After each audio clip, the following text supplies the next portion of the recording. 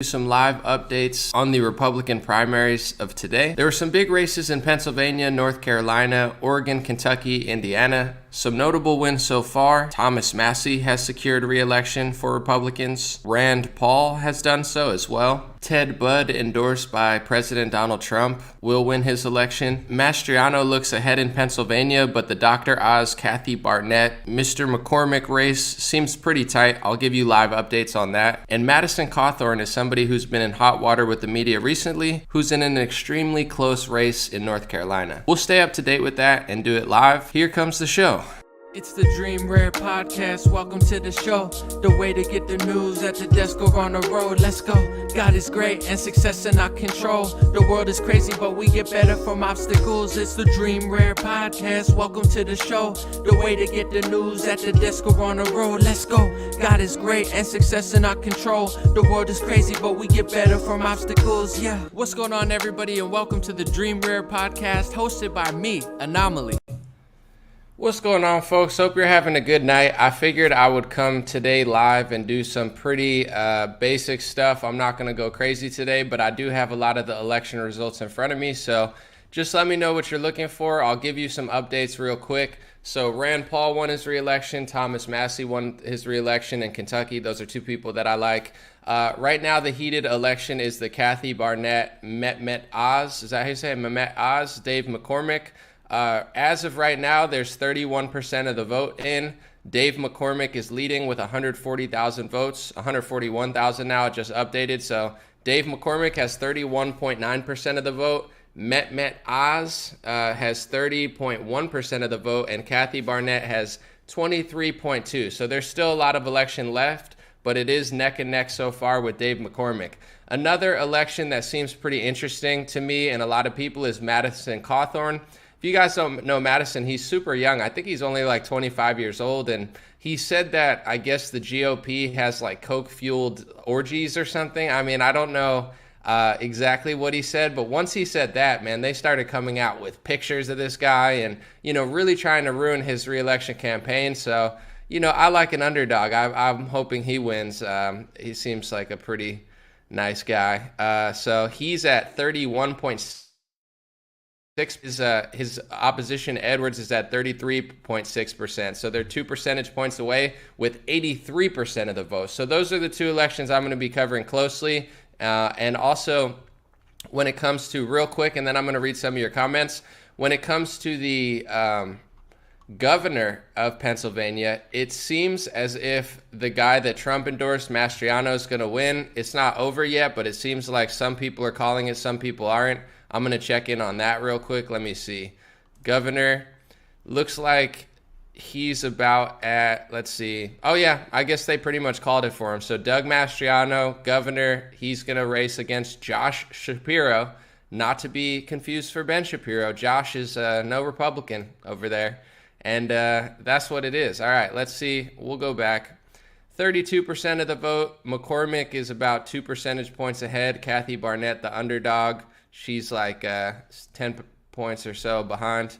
Let's see. I'm going to read some comments while we're waiting. Someone said, I love Doug Mastriano.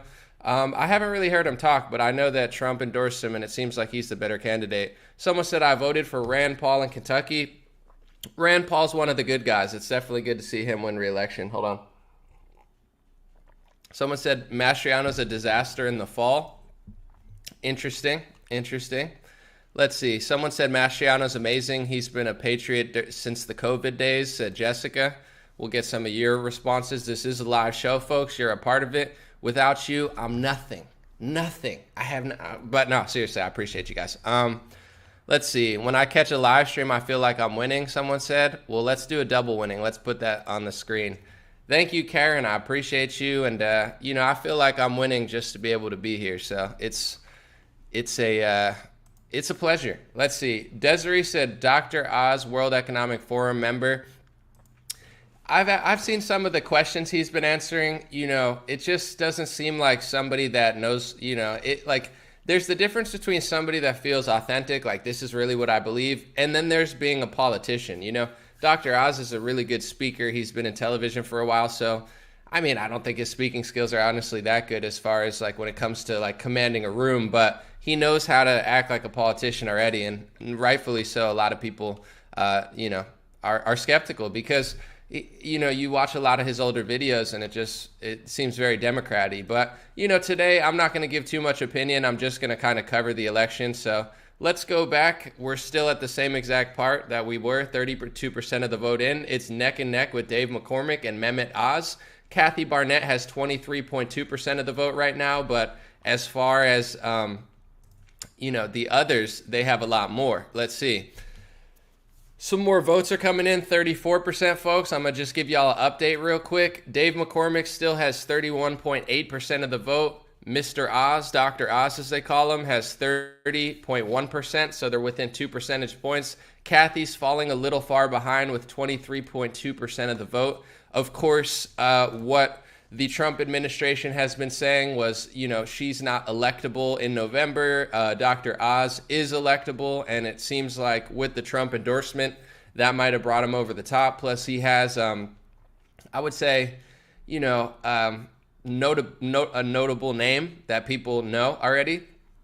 But this Dave McCormick guy, he wasn't really in a lot of the Republican discussion over the last couple weeks. However, he did spend a lot of money, gained a lot of people's trust, and he's ahead. It's very interesting. You had a lot of the Trump base seem to really be behind Kathy. A lot of the actual Trump base, like Trump himself, was behind Dr. Oz. And McCormick kind of snuck by and got all the votes. But, once again, this is important, I think, for anybody to know. What matters is the people of Pennsylvania. My opinion, I could have an opinion, but I'm not a voter. So, everybody can really speak their mind. It's like a lot of Republicans in California. They raise a lot of money and everybody gives them money and then they lose by 40 points. So what always matters is really how the people of Pennsylvania vote. It's their election, not ours. So let's see. Someone said Kathy better win. I don't know. It's not looking great right now, but someone said Oz has dual citizenship with Turkey. I bet he does, but you'll find a lot of U.S. politicians have dual citizenship, and the more you ask about it, the more they'll call you racist or xenophobic or perhaps anti-Semitic, because a lot of people have dual citizenships to Israel, and that's a no-no in politics. You don't talk about that. You don't look at it. You just act as if it's totally normal to do that. But, I think for sure it's worth asking questions about. It's not to make someone feel bad for having another, citizenship, but in America, we do want to know that somebody serves our country over a foreign country, no matter if it's Israel, Turkey, Mexico, China. It doesn't mean you're a bad person. It just means, which country do you have more loyalty to? Because a lot of people have multiple loyalties, right? And it's at the end of the day, it's like it doesn't even matter just foreign country, corporation. There seems like there's very few politicians who genuinely actually care about the people and results, and hopefully that changes. But yeah, I don't, there's questions to be had. All right, let's get back to the votes. 39% of the vote is in, folks. That's right, 39% of the vote now. Dave McCormick has a lead of 32.1%. Mehmet Oz has 30.3%. Kathy Barnett has 23.2% of the vote. So in case you guys needed to know how many votes there are, because it's not as many votes as a general election, Dave McCormick is leading with 175,594 votes, so a little bit over 175,000. Dr. Oz has 165,688, a little bit over 165,000. He's within 10,000 votes. And Kathy Barnett's falling behind with around 126,000 votes. So she's quite a bit behind. We will see. Obviously, when counting happens, people probably have flashbacks to the last election. But multiple things are in play here. One of them is with all the mass mail-in ballots, I just don't know exactly how they count. So this is something that they talk about if you watch certain election experts, and I'm following some of them so I can relay the information to you, experts. But you know what I'm saying. Some people actually do know what they're talking about. There's certain counties that are going to go heavily in the favor of Republicans. There's certain counties that go heavily Democrat, and there's certain counties that are probably going to go heavy Kathy, Dr. Oz or McCormick. So, it's a weird election because they start counting in certain places randomly, and it's like there could be one. This is why we have such a problem with the election for many reasons. When you have a situation like Atlanta or a lot of these big cities, we know that they take longer to count, but it's very sketchy to just be like in the last election when they're like, oh, let's just stop counting for the night. It's like, let's not stop counting for the night, because what we really should do, in my opinion, is count everything at once. I know it's not all going to line up, but we should try to not allow other counties to get ahead. And then you could, it's not professional and it's not right. So we want to make sure that everything's counted somewhat at once. And, as far as what they're counting now, I could look at the counties, but I'm not super familiar. It looks like here's some counties. If you are familiar with Pennsylvania, I'll give you some counties that have 0% of the vote so far. Somerset County, 0% of the vote. Clearfield County, 0% of the vote. Potter County, 0% of the vote. Sullivan County, 0% of the vote. And Juanita County, we got a Latina county there, Juaniata County, 0% of the vote. So there's a few counties that have not really put their votes in. I don't know how many people are there or which way they'll vote, but it's a little harder to know during a Republican primary, because in places like Pittsburgh, I'll just give you a breakdown so far of how people are voting.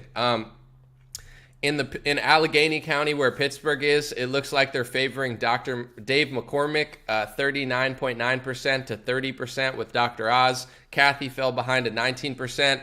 In Philadelphia, where Philly is, Philadelphia County, looks like Dr. Oz is leading quite thoroughly, but there's not that many votes there. It doesn't look like so far. Harrisburg, looks like McCormick is leading. Seems like Kathy is leading in Jefferson County, Mercer County, Bedford County, Huntington County, Lancaster County, and Montgomery County. But once again, I'm not from Pennsylvania, so I'm not super familiar. Let's go back real quick to the Madison Cawthorn race, because he's getting rocked. It's a very close race, but he's losing, which is pretty surprising. I would say Madison Cawthorn is one of the more popular and famous Republicans, but he had some sort of massive media testing. When the media tests you, they bring up old pictures, they start questioning things about you. He went through the ringer over the last month, and he's really close to losing. Excuse me. Oh, also, if you guys wanted to know, in North Carolina, Ted Budd, I think I brought this up at the beginning, but Ted Budd is going to win for Republican primary. I believe that's governor. I think he was Trump endorsed. So let's see. Let's go to NC Senate, the House. Let's see how close this Madison Cawthorn one is. Dun, dun, dun. All right, so it's extremely close. It's 33.5% of the vote for the other guy, and then 31.7%. 94% of the vote counted. It's going to be super close, but that's a lot of room to make up in the last 6. Might be the end of Madison Cawthorn's very young political career. Poor guy, man. It's a tough world out there, man. People are always like, anomaly, why don't you run for office? People are nasty. You say one thing, you just suggest that maybe they're having coke-fueled orgies in the GOP. Next thing you know, they got, old pictures of you and everybody's yelling at you. I mean, that don't sound fun. Sheila said, if we lose Cawthorn, that'll be a bad deal. He seems to me like he started out seeming like he was a little bit establishment-y, but I think he's really shown that he seems like one of the fighters in the GOP. So I was definitely looking forward to him being there. So it's kind of sad that he's not going to be if he loses this. He seemed like one of the better ones for sure. I'm really glad that Trump endorsed Thomas Massie. I mean, I don't think Thomas Massie needed his endorsement, but that is a 180. Donald Trump was very upset at Thomas Massie during the COVID lockdowns because Thomas Massie was trying to stop the CARES Act or bring awareness to it. And Trump really took a hard line against Thomas Massie. It's nice to see Trump come around and endorse him. I think that's really nice because Thomas Massie for sure is one of the good guys. One of the best. So, that was kind of a bummer when he didn't endorse him last time, or he kind of tried to kick him out. But it's nice to see he came around. Someone said you should run.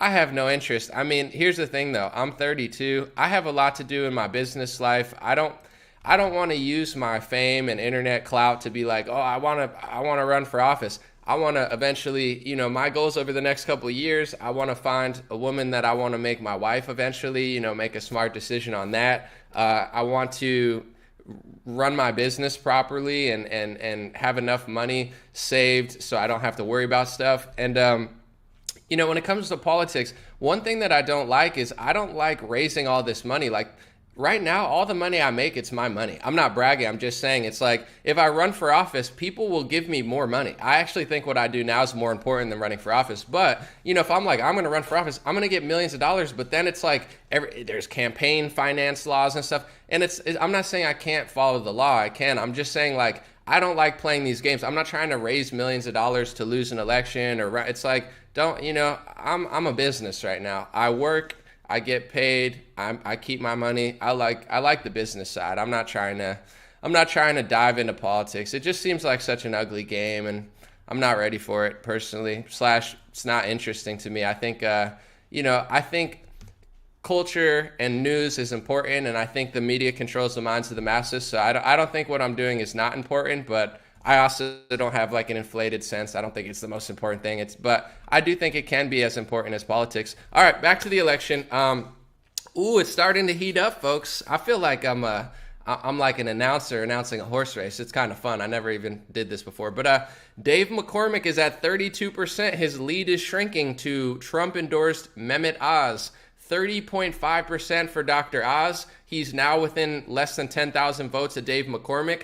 43% of the vote counted. Kathy Barnett has fallen behind, though, 23.3% of the vote. That's not going to be enough at the moment. We'll see if there's some sort of landslide victory in her favor, but as of now, it looks like a two-horse race. Dave McCormick, the businessman who slipped under the radar to many, but many in Pennsylvania know his name, and Dr. Mehmet Oz, who no one's even sure if he's really a Republican or not. So we'll see what happens there. And as everybody's here, I appreciate you guys hanging out with me. I'll be here. I'm not going to say all night because I'm not going to be here all night, but I will try to stay and get some results. I just want to put this on the screen real quick. Of course, we do have live election results, but patreon.com/raretalk. Thank you guys to everybody supporting on Patreon. I actually have a Patreon. All of the questions you guys asked me on Patreon, I'm taking like 5 to 8 of them, and I'm going to answer them in a video this week. I've been meaning to do it for a while, but thank you to everybody on the Patreon. Appreciate you guys. I will be answering some of your questions this week.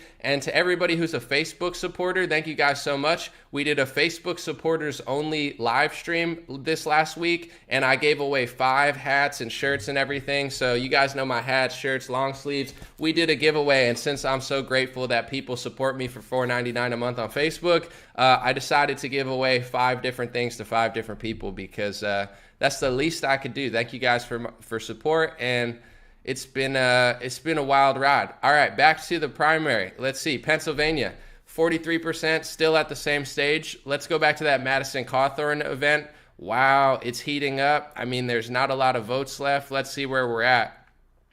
Are they calling it yet? Let's see. Where is he? Where's that? I can't even find it anymore. Okay, here it is. All right, 94% of the vote. Same thing, within 2%. Madison Cawthorn's at 31.7% of the vote. C. Edwards, 33.5% of the vote. This would be quite the upset. This guy really didn't have a big social media presence, but that just shows you don't need a social media presence to win an election, apparently. Sometimes it's not about your clout on Twitter. Sometimes it's about the clout in people's hearts in the state of North Carolina. So let's see what they're saying. Dave Wasserman on Twitter is saying, so Kathy Barnett won't be the GOP nominee. It looks like they're starting to call it for Madison Cawthorn too. It's not official, but I would say right now, folks, it's looking like 2 things are very certain. It looks like Madison Cawthorn will not win his reelection to some guy that no one really knows, but apparently he won. And I guess his name is Edwards. I got to just double check on that. Yeah, his name is Chuck Edwards. Chuck Edwards is probably going to win the Madison Cawthorn election. It's not over yet, but it's pretty close. And they're also saying, like I've been saying, Kathy Barnett, I know she's a fan favorite. A lot of people really love her, but it doesn't look like Kathy Barnett is going to be the leader. So when it comes to, people said, Anomaly, can we get some visuals? Sure, I'll give you some visuals. Sorry about that, folks. But let's see. I'll give you the latest real quick out of Pennsylvania. Just hang with me for a little bit. You know, this is no Fox News operation here, folks. I'm just screenshotting and doing what I can. But I will put on some latest stuff out of Pennsylvania for you guys. If you just give me, you want some graphics, I'll give you some graphics, all right? This is going to be from NBC News. I know it's probably not your favorite, but at the same time, they are counting the results, and I'm not, so I'll just put them on the screen. It's better than the Young Turks, am I right? All right, so let's see. Here come some on-screen results for y'all. All right, give me a couple seconds. I'm a one-man show, folks. We don't have big boy budgets here. We don't get paid off to no. But jokes aside, I'm gonna upload it right now and just give y'all the latest graphic. All right. Here is the latest graphic I have on election results, folks. This is the Pennsylvania primary, of course, with Dr. Oz, Kathy Barnett, and Mr. McCormick, as we call him. All right, so you can see right there, 44% of the vote, folks. We have Dave McCormick, 32%, 198,000 votes. We have Mehmet Oz, Dr. Oz, 189,000. He's within 10,000 votes. And Kathy Barnett, unfortunately, falling behind with 23.2% of the vote, folks. That's where we're at right now. Almost 50% of the votes counted in, and that's what we're looking at. Kathy ran a great campaign, super interesting, called out the World Economic Forum, really tried to stick it to the establishment, but you know, it doesn't always work out that way. Some people want a big, sturdy Dave McCormick or a, you know, who is he, Dr. Oz? You know, how's that? There's your graphic. See? Very professional. You just don't get this type of stuff on other shows. All right, I'm going to give y'all an update real quick. It's at 46% now, so let's see. So Dave McCormick is still in the lead. I would say it's pretty comparable, not even really worth updating. Nothing crazy happened since that. Someone said people are effing stupid. Some are, some aren't, right? Someone said, just keep talking, brother. I feel like I'm at the Kentucky Derby. All right, we have Rich Strike coming around the corner. He's at an 80 to 1 odds. That's going to be a big exacta trifecta. Who had the exacta? Kathy Barnett, McCormick. No, I'm just kidding. But, you know, I feel like I'm a horse race announcer. I kind of like it. But, you know, there's always going to be some people. Anomaly, why don't you have graphics? I don't know. You know, tell somebody to call me right now. I'm just playing. But, no, I understand. People want professionality. So let's do some updates. Let's see if Madison Cawthorn officially lost. Let's see. Ooh, Oz is creeping up. All right, folks, I'm gonna give y'all another update real quick, and I'm even gonna put a graphic on the screen. All right, graphics coming on the screen because some people want that, and I get it. Why would you not? You know, it's like going to an Italian restaurant and, you know, them saying we got the best cannolis in town, and you just being like, oh, I don't want to. You know, you probably do want the cannoli. So don't be ashamed. Don't feel like you have to sacrifice to be here. We're gonna get a graphic on the screen because Dr. Oz is creeping up, and then I'm gonna ask the question to y'all: who do you guys want to win more, Dr. Oz or McCormick? Now that Kathy Barnett's out of it, who do you trust? You know, I guess if you voted, that counts the most, but I'm just curious because I don't really know who I trust more out of these two hooligans. Someone said, who's from Pennsylvania? That's a good question. Someone said I was appalled by Sean Hannity. Yeah, Sean Hannity went super hard against Kathy. I mean, it's pretty funny. Here's what I'll say before I put the graphic on the screen. You guys know me. Sometimes I have unpopular opinions. Sometimes I call out the MAGA base. Sometimes I even say that Trump sells too many vaccines. But you can promise here, I can promise you folks, I will never go full Sean Hannity against you. So that's a new level that I never even knew existed. I will never go full Sean Hannity against you guys. So you guys know you can trust me on that one. All right. Here's a new update, folks, from NBCNews.com. We have Dave McCormick, 32.1% of the vote. Dr. Oz is creeping in. He's almost 1 percentage point away, folks. It's 207,000 votes, 347 to Dave McCormick's 215,000. He's within 8,000 votes now, folks. Wow, it's getting close. Maybe 8,500 to be exact. Kathy's falling behind, unfortunately. Now we're going to ask the question to my audience: Who do you trust more, Dave McCormick or Dr. Oz, and why do you trust them more? We're opening up the floor, folks. This ain't your grandma's Fox News show, where you just yell at the TV and tell Geraldo Rivera to stop playing with his mustache. This is the Anomaly show, folks. This is the live stream show they never wanted to happen. So let me know who you trust more, Dr. Oz or Dave McCormick, and why, and I might put it on the screen. Someone said Mastriano won. That's right, folks. Mastriano looks like Mastriano won. That's another Trump endorsement successful. It seems like a lot of the MAGA base did like Mastriano. It seemed like he was the more authentic option. Don't know too much about it, but, congratulations to Mastriano and everybody who voted for him. It looks like it's pretty much official. It's been almost official, but I guess they must have made it completely official. Someone said, I voted for Mastriano. Congratulations on your win. I mean, do people really want this Shapiro? This, what is it, Doug Shapiro or freaking Josh Shapiro? That guy is just a disaster. Do people really want him? I don't know. Someone said Mastriano seems authentic. Well, I want to talk about the McCormick guy, because I know for governor, I wish you guys luck. It's a very purple state. This Shapiro guy is a nightmare. Do people really look at him and be like, oh yeah, that's my governor? You would hope that Mastriano could really pull off a win, but out of the two in the Pennsylvania primary, I'm just curious, which ones do you guys support? It's almost 50% of the vote. Oz is almost within a percentage point. We'll get back to that in a second for sure. Let's see.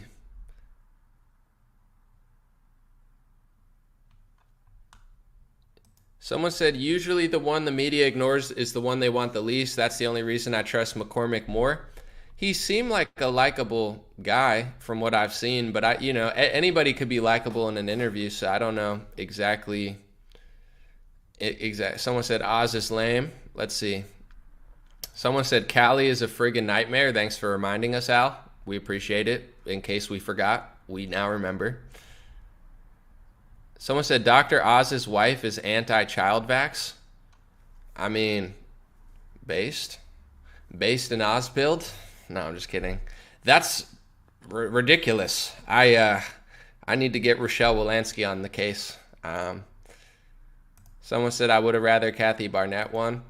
Well, unfortunately, it looks like she's out of this race so far, but crazier things have happened. Curtis Bartle said $5 from Curtis Bartle. Love my hat. Thanks for going live. I appreciate you. Thank you guys so much. As always, you already know, you could be like us. Get your hat made in the USA. Y'all don't want to play yourself, or maybe you do want to play yourself, but I've seen people play themselves before. Thank you. We appreciate it, and the best way to get a hat is at godblesshats.com. We appreciate you. Thank you so much, my guy, and I hope you enjoy it. And as always, they come with some American flag tag in the back. So that's what it is. We'll go back to the patreon.com/raretalk. Did Madison Cawthorn lose North Carolina? Said Republican reprisal. Good question. So hold on one second. We got some Bill Gates in my throat. Hold on a second. Sorry, I had some Bill Gates virus situation going on. But let's see. Madison Cawthorn. It looks like it's pretty much over. I said it's all but over, but let's see. Did they call it for the other guy? Let's look. Too close to call. It says 94% results are in. It's within 2 percentage points. They're within 2,000 votes of each other. So it says too close to call, but all signs are looking like Madison Cawthorn will lose by a very little bit. It's not over yet. It hasn't been called, but 6% of the vote. He's about 2 percentage points behind. It's going to be a tough uphill battle for Madison Cawthorn. Remember, folks, if you ever join the GOP, never, and I mean never, suggest that they're doing coke-fueled orgies, because is that true? Maybe they are, maybe they aren't. We know somebody's doing coke-fueled orgies, let's be honest. There's some weird activities going on somewhere in politics, but, once he said that, the media just came crazy at him. They just found old pictures and, It's a good question. Rob121 said, why do people hate Oz? Well, I would say this is my analysis of it as fair as I could possibly be. The Trump base, conservative base, the Republican base, a lot of people, not all, because clearly he might win the state, a lot of people don't trust him because if you follow his track record, everybody learns, everybody evolves, everybody grows. You know, there's no shame in being like, I used to be a Democrat, now I'm a Republican. But if you look at Oz, he just seems like a traditional liberal. You know, he's hanging out with Michelle Obama. He's making excuses for Jussie Smollett. He's flip-flopping on pro-life. He's suggesting that the CDC get involved with public health and gun control, which is a disaster. The last thing the CDC needs to do is get involved with gun control. He believes in red flag laws. So even myself, I'm a pretty nice guy, and Dr. Oz seems like an okay guy. But you get what I'm saying? It's not even like he seems like kind of conservative. He seems like he's a Democrat. So a lot of the Trump base and a lot of the conservative Republican base, whatever you want to call it, they don't believe that Dr. Oz is even conservative at all. You know, he seems almost like a Democrat plant, like people are saying in the comments. So, as nice as he seems, I don't... Like, I have a good vibe of like, okay, like that person was a Democrat, but they became more conservative. I trust Tulsi Gabbard more than I trust Dr. Oz. Like, Tulsi Gabbard seems like she's had somewhat of a change of heart. I don't know if she has, but it seems that way. Like, Russell Brand seems like he's like a little awake. Dr. Oz, it doesn't, the signs of him actually being a conservative, like, are nowhere to be found. So I don't, is he going to be a conservative? We don't know. He could just be another Mitt Romney. So I think that's what people are fearful of, is like his track record as a conservative. Like, no one sees it. And when he talks, no one really feels it. Clearly someone feels it, because right now he is pretty close in the election. Let's go back. Wow, folks, we're within 1 percentage point now. It's heating up. Dr. Oz and McCormick. I'm going to put it on the screen in a second. Just give me a little bit of time. Just let me talk my talk. And once again, folks, Madison Cawthorn may be on his way out. Most likely it's too close to count, but it looks like he's far enough away where it won't happen. It's interesting stuff. All right, let's get this graphic on the screen. Let's do it to him. A very professional show here. We don't play around, but we're unprofessional enough to tell you the things that you're not going to hear on television, because I don't have to wear a suit. I don't have to be nice. I could do whatever I want. And, hopefully I never get the treatment of Madison Cawthorn, because I promise I will never do what he did and say, oh, the GOP's having coke-fueled orgies, and then the media. I won't say that. I'll just say the GOP is amazing. And, Mitch McConnell is just a showman. And, Mitch McConnell should just shovel all my money to Ukraine. I mean, what else would I want my own money for? I mean, just give it to Zelensky. Why not? So I will never let that happen to me, because I love Zelensky. I love Ukraine, and I just want them to take my money, and the media can pretend that they're winning the war, and then we could find reports that they're losing major ports and stuff. But jokes aside, all right, here's the newest graphic, folks. Wrong one. Oh no. All right. Let's redo that, folks. Sorry about that. Doesn't always go as planned here. All right, so this is the latest graphic that I've seen, folks. If you can see, Dave McCormick has 223,000 votes about. Dr. Oz, he's within, what is that? Let's see, like 7,000.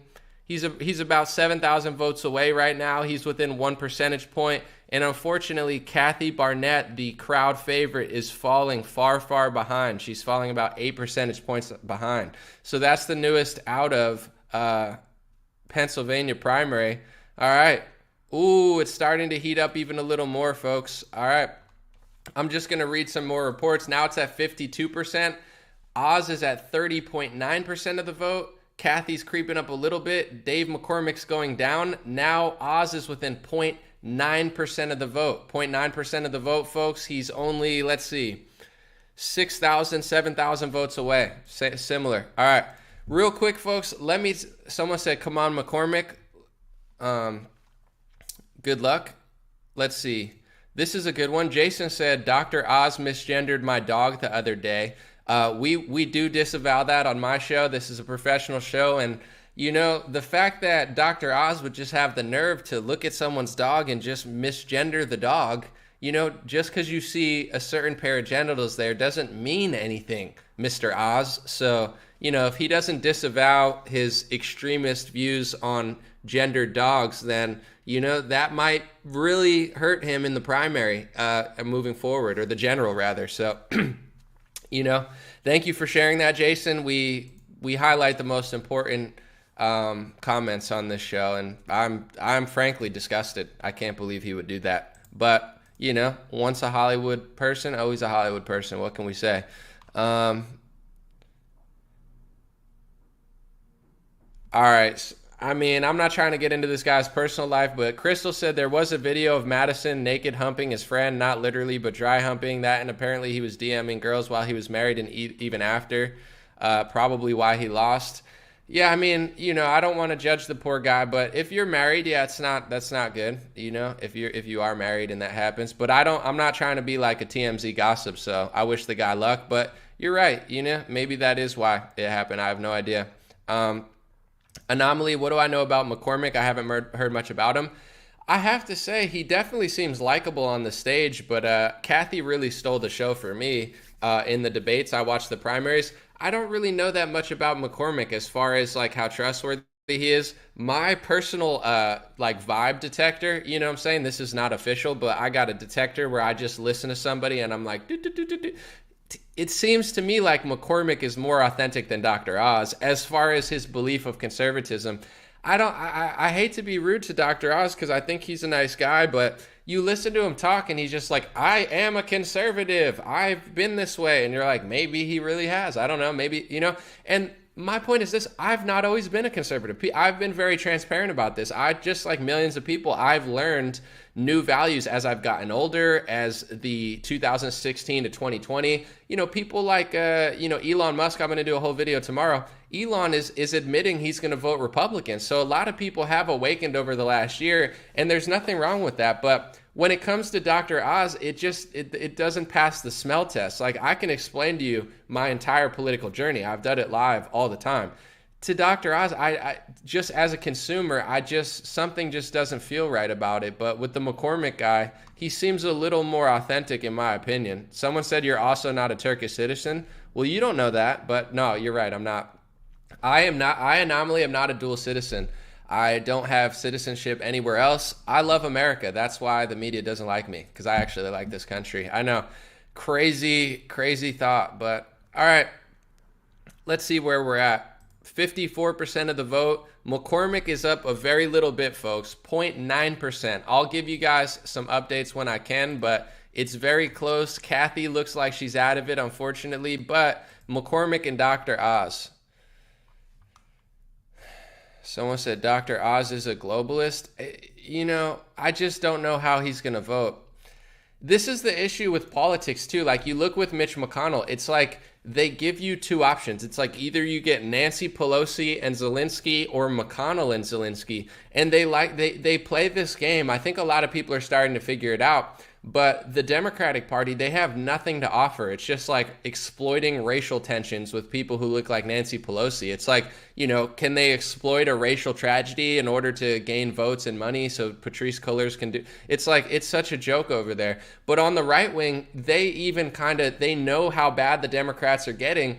And that kind of plays into their favor because it's like, now why am I going to vote Republican in November? Because they're not Democrats. On one hand, yeah, that's good. But on another hand, that's not enough. So they love to, the two-party system, they love to play into each other's hands. You get what I'm saying? It's like, vote for the Democrats because we're not the Republicans. Vote for the Republicans because we're not the Democrats. But then most of these people in the Senate and House, they just hang out together. They pass the same laws. They work for the same lobbyists. They have the same foreign policy, even though it's not beneficial to America. So that's like the big scheme of politics. And this is why, I challenge the right wing so hard, because it's like people have a memory of a goldfish. We just keep running back and forth and then clapping for these people. And it's like, I think we need to just bring in the boos. Boo. You know what I'm saying? Just boo all these Republicans when they speak at events. Unless they've really done something like, I think Rand Paul deserves a cheer. Personally, I think Thomas Massey deserves a cheer. There's a few Republicans that deserve a cheer, but Ted Cruz, Trump, I would boo them. And not to be mean, but I want them to know, it's like, where are we going? Like, where is this party going? Because it's just like a big circle. So that's just my opinion. It's not always popular, but I think if they got booed more, they'd be like, oh, they've caught on to our scheme. But it's like there's always this trick of like, I'm Nancy Pelosi and Black Lives Matter. And people are like, sounds legit. And then it's like, oh, the Democrats are radical. Vote for us. It's like, but you're also spending too much. But someone said you're so right on Oz.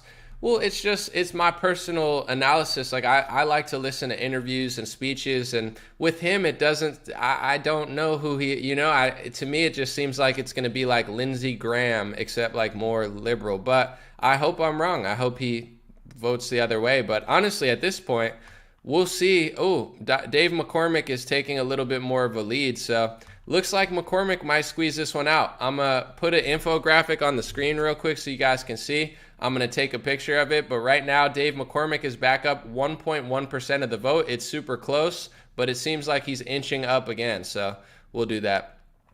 Someone said Oz is not a liberal, LMAO. Here's the thing. I'm not acting like I know him. So maybe you're right. Maybe he's a super conservative. Maybe he really is Republican, and maybe he really is. But I just haven't seen enough where I trust it. That's just my personal take. But I'm not a voter in Pennsylvania. The election is pretty much underway. My opinion doesn't matter. So you might be right. Maybe he really is a Republican, and he's just bad at explaining himself to people. I don't know. We'll put some more on the screen real quick, but I'll give you the latest update out of Pennsylvania. Hold on one second. We're just bouncing. Let's see. I just got to bounce it in my Final Cut. I got to make like a video of it. I don't have screen share on this. I don't know how to do that, so I just do it a separate way.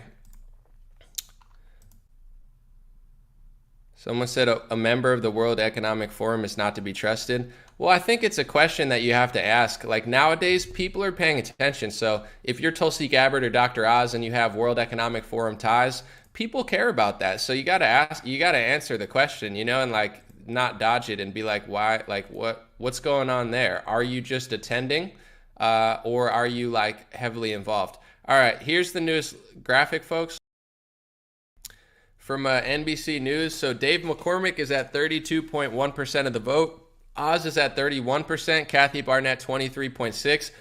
You can see there on the screen that only 8,000 or so votes, 8,500 votes are separating Oz from McCormick, and that's all it is. 8,000 seems like a lot, but we will see. 58% of the vote in. It's too close to call.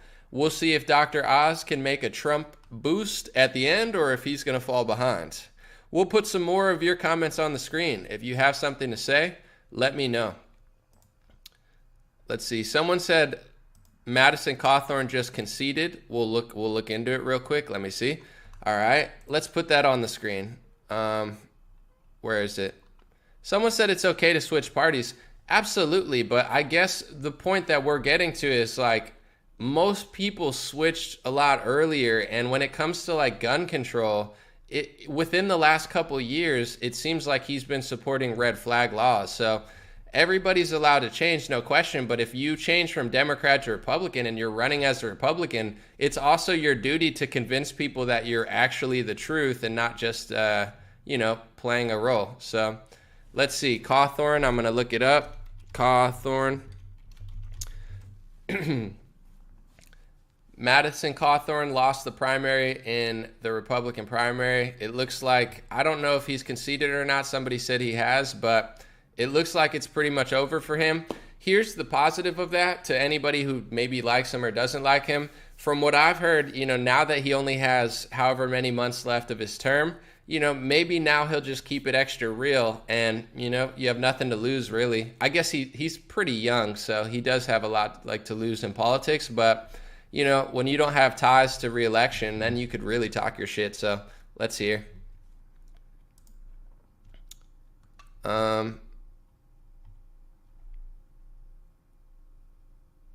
He's voted liberal in most important bills. Are you talking about Madison Cawthorn or Dr. Oz? I mean, Dr. Oz hasn't really voted, I don't think, but someone said bye-bye Cawthorn, where there's smoke, there's fire. I mean, that's what it is. The people have decided.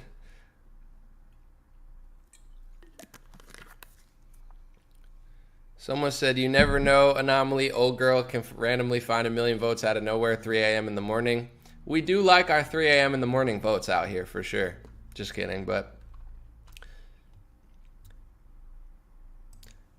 K. Bless said, we are doomed as far as politics go in this country. DeSantis is the only one I see doing real good. Yeah, I try not to be a doomer, but, you know, we'll see. There's some promise out there. Someone said Madison needs a break. He's super young. He's like 25 years old. I mean, that's pretty young to get into politics, in my opinion. I think it's better than being like Nancy Pelosi, but 25, I mean, that's tough. You know, I think in 30s is probably better for politics, but, you know, I'm sure he'll enjoy his break a little bit. And, you know, he's made a name for himself. He'll be okay.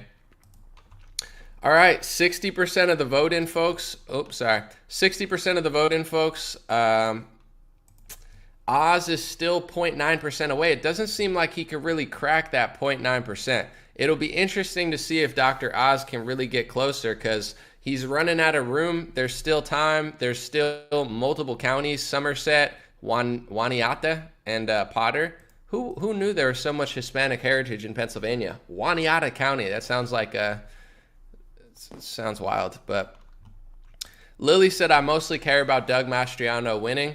I've heard a lot of people say that he's going to have an uphill battle. Why? Explain to me, if you guys can, why do you think that Doug Mastriano will have such a hard time? Is it because Pennsylvania is such a blue-red state? You know, I can't really figure it out. People are like, he's unelectable, or, you know, it's going to be tough for him. I mean, of course, every election's tough, but a lot of people seem to really think that, you know, it's going to be I don't know. People are really going to vote for the Shapiro guy again. Jessica said, Massey staying in the Republican Party in Kentucky, anomaly, you like him. I love Thomas Massey. He's definitely a real one, so it's good to see that. Someone said Mastriano is a total train wreck human being. Interesting. See, this is why we open the floor to both sides. Why do you think he's a train wreck?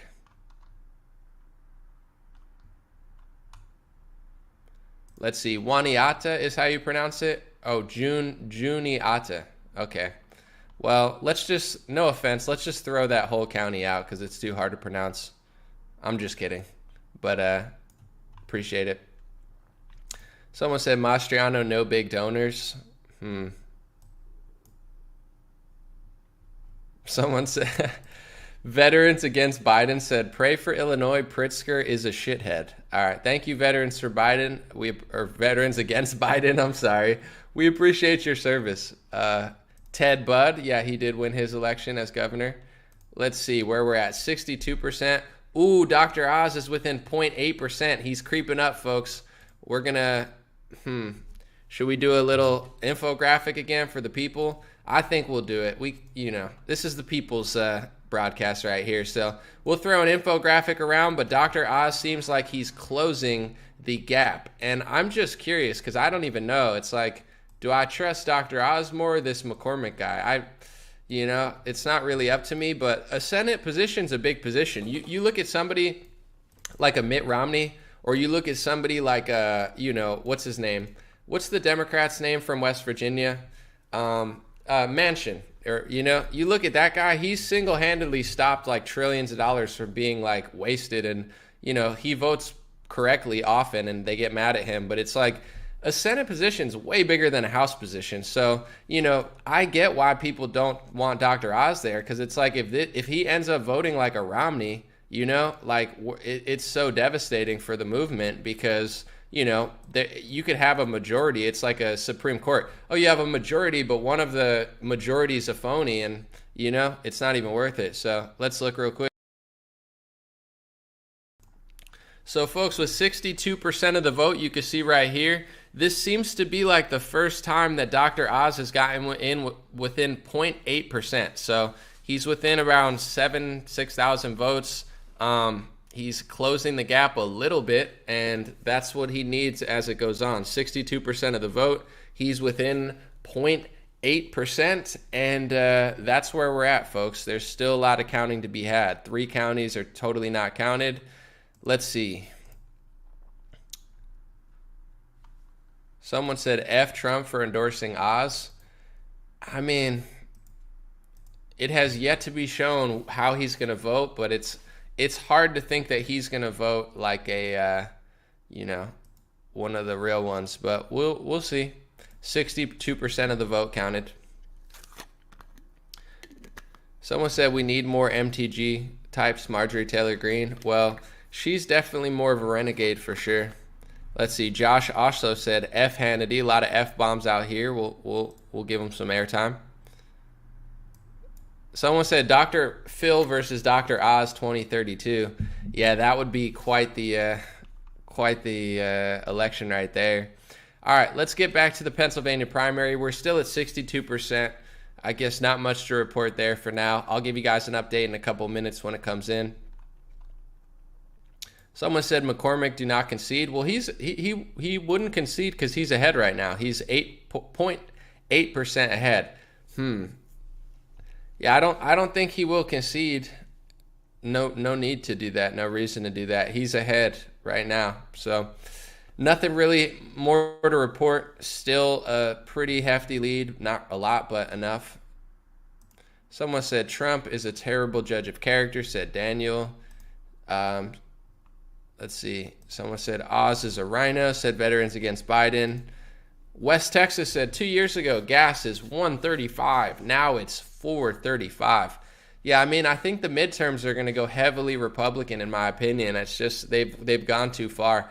There's actually an interesting clip I wanted to play of like Hispanic, I'll just find it real quick. Let me see.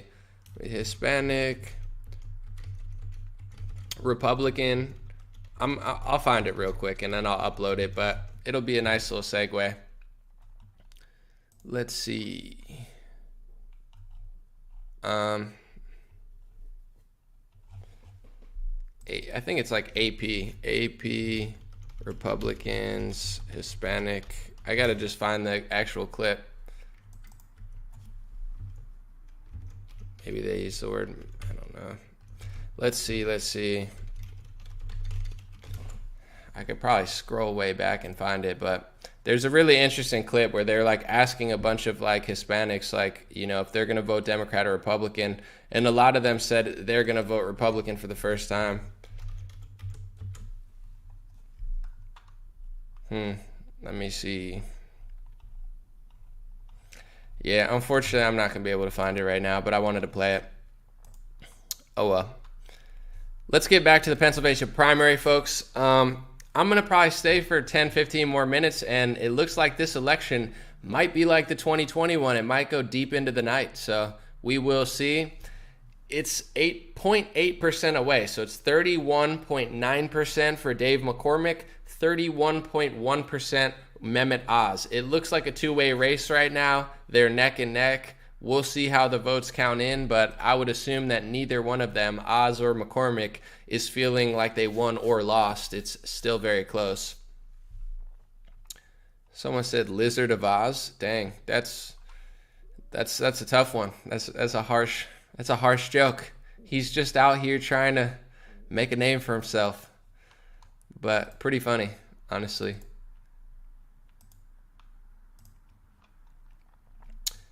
Let me see. I want to play this clip real quick. I guess tomorrow, guys, I want to let you know I'm going to do a video on Elon Musk. I know a lot of people like him, don't like him, but he's very transparent in interviews. I really like Elon in interviews. He seems like a very straightforward guy, whether people want to admit that or not. And I just want to show you real quick. Recently, he was talking about California, and he was saying California needs to vote Republican, not because Republicans need to win every time, but when you have a one-party state like California where the Democrats win regardless, it just is a disaster for politics in the country, and then they stop serving you. Take a watch with this, and if you like this video, check back to my page tomorrow on YouTube or Facebook. I'm going to do like a full presentation of all these really great clips of things that Elon said, but here's just a little sample, and then we'll get back to the election. I mean, I think ultimately with California, the people of California just have to get fed up and demand change. That's the thing that really has to happen. And there's got to be an above 0% chance of the Republicans winning in California. If it's just the Democrats every time, it's got to be. Yeah. And this is like occasionally. The thing is that right now, and plus the level of gerrymandering. Which is basically just treating the people like sheep, and it's terrible. That's gone on in California is outrageous. So California, the Dems have a supermajority in the House and Senate in California, and the governor and everything. And so, how responsive is any political party going to be to the people if they are guaranteed to win? It's a one-party state. Yeah. And so, I'm not saying that go sort of elect the Republicans every time, but if it's never, you're just making California a one-party state. They will no longer be responsive to the people, and will only be responsive to those that funded their political campaigns. Clip Elon saying that 30 seconds on TV over and over. Go ahead, Sex. Yeah, I'm going to do a really great video on Elon tomorrow, because he talked about a lot of stuff. When it comes to Twitter, too, I'll do the whole video and the breakdown tomorrow, but there's a lot of bots on Twitter, and they're not being honest about how many there are. So Elon's saying, like, is it 2%, 50%? Like, how many? It matters, because when you're buying a company and you say you have 100 million users or 500 million users, if those users aren't real, I mean, real people are the ones buying advertisements, not fake bots. So he's really deconstructing Twitter completely, and basically calling them out on multiple fronts, exposing their bias, telling people he's voting Republican. He's really doing a lot of service for the country, in my opinion. Whether you trust him or not, you don't have to like his companies, his space stuff, his Neuralink, but I find his interviews fascinating. He's very straightforward, very honest. I get good vibes, and I'll be covering a lot of his best takes from his recent interview, because as far as a public speaker and a billionaire, he's saying just basic common sense stuff and doing it on a level that's really hard to comprehend, because he's not a Republican. He's not a MAGA guy. And the fact that he's telling this message that we've been trying to really explain to people for years now, and he's telling it to the techies, and he's really doing a lot. So I want to cover it. I think it's very interesting. All right, let's get back to the election. Ooh, it's starting to heat up, folks. I might have to stay now. I'm not even going to ruin it real quick. I'm going to let you know, but it's within 0.5 now, folks. Oz and McCormick, it's heating up. I'm going to put the graphic on the screen. Just give me about 20 seconds, and you already know. My goodness, this is really heating up here. Was not expecting that. Okay, let's get it on. Like Marvin Gaye said, let's get it on. But not that type of get it on, because this is a professional show and we're just, talking about elections here. But, we do need to get the graphic on the screen, or else people are going to, start complaining against me again. But it's all good. So just give me a couple seconds and I'll show you how close it got, folks. They're within 0.5. I think this is the first time that I've seen, at least since I've been covering for an hour, that it's been this close. Kathy seems out of the race, but Dave McCormick's lead is shrinking to Dr. Oz, the Trump-endorsed, possibly Republican, possibly liberal. We will find out, but graphics going on the screen within 15 seconds, folks, and then we can look at it together. All right, here it comes. Boom, this is the recent update, folks. You have Dave McCormick at 31.7% of the vote. Dr. Oz creeping up at 31.2% of the vote. They're only within half a percentage point right now. Dave McCormick has 303,000 votes, 321. Dr. Oz has 298. That's only a difference of around 5,200 right now. Wow, it's starting to heat up, folks. What do you think? You think Dr. Oz is going to come creep up with that MAGA money, with that Trump energy, or you think Dave McCormick is going to hold it off? Let me know what you think, and Let me know which one you want to win at this point. Someone said, is McCormick invested in Dominion? I have no idea. Someone said Cawthorne concedes. Yeah, it's over for him now, but he's 25. He's young. He could probably get a job at any like Republican, like TPUSA style thing. He'll be all right, but definitely a blow to his political career at the moment. Who's better? That's my question. I don't know. I mean, I don't.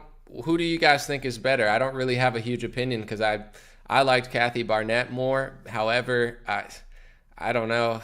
I guess, should we try to find some Dave McCormick videos and just like, view from there? Let's see. How do you spell McCormick? McCormick, MCCO. Let's try to find a video of him and see if we like him. I guess I can't really find. I just see Kathy Barnett calling him out for being a part of the World Economic Forum. Does anybody remember when Dave McCormick praised China for acting responsibly? All right, let's watch a hit. We'll watch a Dr. Oz hit ad. I mean, this is not really going to sway my opinion on it, but this is all I could find. So here's the ads that Dr. Oz is running against McCormick. He's like, oh, he's working for China. Let's see if it's true. All right. Someone said Spirit Cooking Oz. Yeah, I saw him with a picture of Marina Abramovich or whatever. All right, here's a Dr. Oz hit attack on Dave McCormick. I don't know what to take from this, but we'll watch it. Let's look. Politician David McCormick will say anything to Pennsylvanians, but Connecticut hedge fund millionaire McCormick invested billions in China. Greedy businessman McCormick cut Pittsburgh jobs and bragged about outsourcing. And McCormick told the Chinese, China's success and growth is very much in the interest of the United States, and China's acted in a very responsible way. The real McCormick, outsourcing our jobs, defending China. China's acted in a very responsible way. I'm Dr. Oz, and I approve this message. I mean, I don't know. I'm Dr. Oz, and I'm hanging out with a bunch of construction workers, just like you. It's like, yeah, okay. Someone said, I hope McCormick wins. I just have a bad vibe about Oz. That's really all I could find. I'm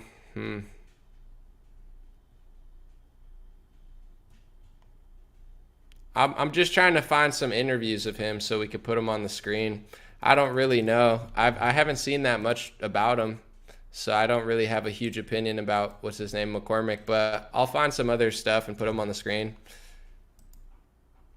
I'm Dr. Oz, and I hang out with workers just like you. Vote for me. All right, here's a random video I found just on Twitter of McCormick. Let's see what we think.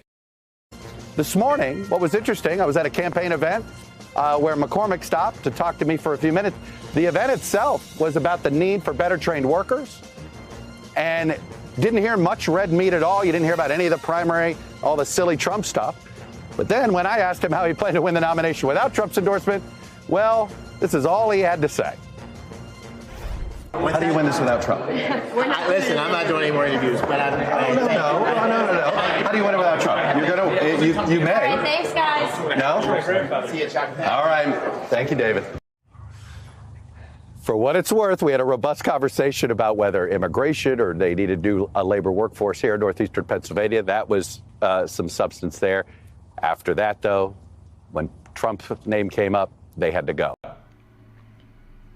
Such a cool guy. Chuck Todd is a cool guy, man. I wish I was like Chuck Todd. He's just a cool guy. Where do I get some sunglasses like that? You know what I'm saying? Some cool guy Chuck Todd sunglasses. So, I mean, honestly, I don't know what to really take from that. So I just was trying to find some videos to see what they're saying. All right, so 70% of the vote counted. It's still 0.5 percentage points away. So they're within half a percentage point. It could go either way.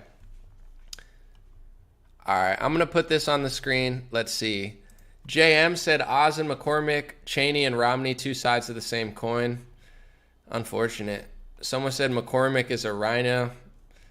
Yeah, unfortunate. Does McCormick wear a hairpiece? I don't know, but I'm going to just let y'all know this is this is all natural right here. So if you're looking for some real hair, you know, maybe I'll run for Pennsylvania Senate. I'll just pretend like I'm from there, like Dr. Oz. No, I'm just kidding. But someone said Chuck Todd drinks orange Kool-Aid. He's a really cool guy. You know what I'm saying? Chuck Todd is cool. Like, I think about the coolest people ever. I think of like Prince, Michael Jackson, Chuck Todd. You know what I'm saying? Like, when I think of American, like Ray Charles, Stevie Wonder, Chuck Todd, you know, Michael Jordan, Chuck Todd, you know, Prince, Chuck Todd. I think of, you know, Karl Malone, John Stockton, Chuck Todd. When I think of cool Americans, I think of like George Washington, Abe Lincoln, Chuck Todd. You know, when I think of important Americans, I think of like the Wright brothers, George Washington Carver, Chuck Todd. So, you know, he's just a super cool guy that, you know, we could all just maybe one day be as cool as Chuck Todd. I just, you know, you think of like classic, you know, race fighters in this country. You think of like Harriet Tubman, you know, Rosa Parks, you know, Frederick Douglass, Chuck Todd. You know, you think of, you know, great athletes. You think of, you know, Bruce Jenner, Chuck Todd. So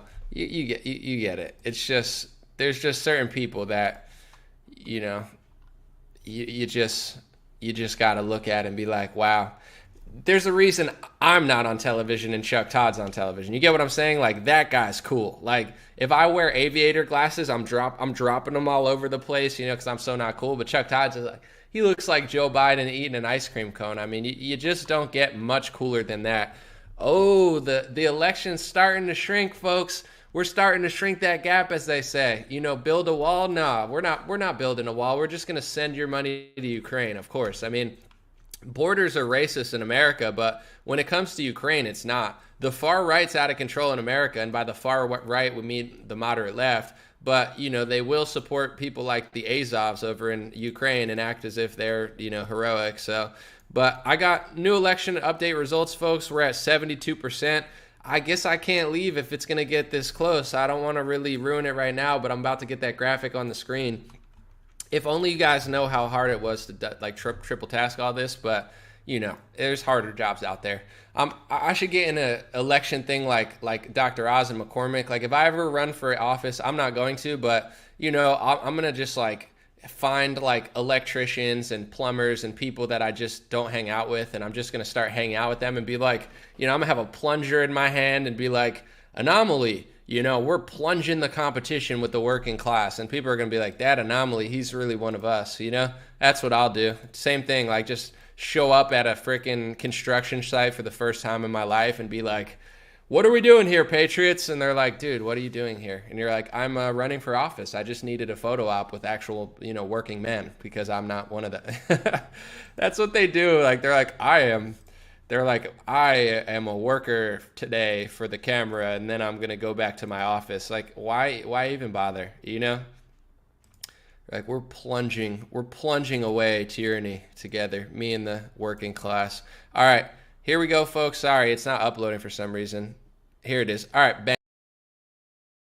All right, folks, we're within 0.4% for the first time in this election. Oh my goodness, 72% of the vote counted. We got Dave McCormick with a 0.4% lead. This is the smallest lead so far. Oh, it's down to 0.3 now, folks. That's not even a new graphic. We're down to 0.3. It's getting very, very close. So I got to get the updated ones. I don't have the graphic, but within 3,000 votes, folks, wow, it's starting to heat up. I got to get the new graphic. Within 3,000 votes, 0.3%, Dr. Oz is making his late night comeback. You know, maybe if we're lucky, they'll find a leak. You know, we could find a nice little lab leak theory. We could find a nice little, you know, oh my gosh, we're counting votes in a, you know, massive Atlanta stadium. Oh no, what a crazy coincidence. We've had a leak. Let's just shut down the vote, right, folks? Let's see. Maybe Oz will ride that nice leak energy, you know, into the night and get that lead switched around. We call that the big switcheroo, folks. It's totally normal. It's totally normal to have leaky stadiums. Someone said get the popcorn. You're damn right. Unless you don't eat popcorn, then don't get popcorn, you know? We're not trying to pressure you. The last thing we need right here is this guy to say, hey, go get the popcorn. Someone eats popcorn, chokes on popcorn, says Anomaly made me eat popcorn. Now I got a lawsuit on my hands. So if you don't want to eat popcorn, you don't eat popcorn. But if you like popcorn, throw in a popcorn. Just make sure you don't choke on it. But here's the newest results, folks. This is the closest it's ever been. 72% of the vote. We have Dave McCormick, Dave Rhino McCormick, 31.5% of the vote. Dr. Oz, the Dr. You Could Trust Me Oz, is at 31.2% of the vote. He's within almost 3,000 votes now for the first time. It's really heating up, folks. This is an election you don't want to miss. You want to be here. You want to join Anomaly. You want to subscribe. You want to like. You might even want to throw a super chat. You don't have to, but you know, we enjoy the love here. You might want to do some jumping jacks. I mean, it's really up to you. You know, I don't make all the decisions. I'm just reporting what I know, but you might want to just click the like button and tell your grandma about it. You might want to tell your best friend, hey, I just subscribed to Anomaly. You might not want to do that also, but we appreciate you here. 0.3% of the vote. I want to show y'all real quick this pretty funny video of Dr. Oz that I found. It's pretty funny. Ready?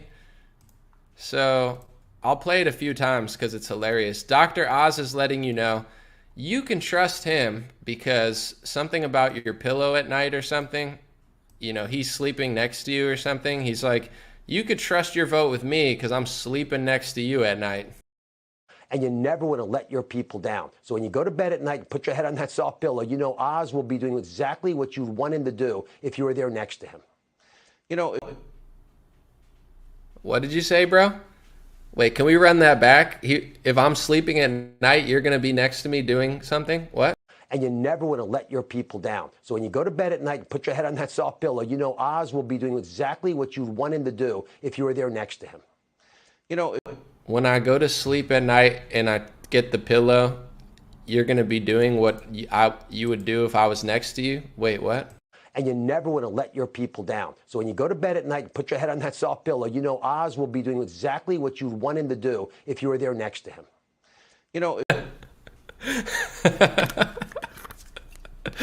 He's like, when you go to sleep at night on your overpriced My Pillow that you bought 1,000 for Mike Lindell to fight the Cyber Symposium, you know, I will be next to you doing what you want me to do. I'm like, that does not make me feel like you're going to. Smart Oz. We'll get back to the vote in a second. It's getting close, but the one of him, let me see.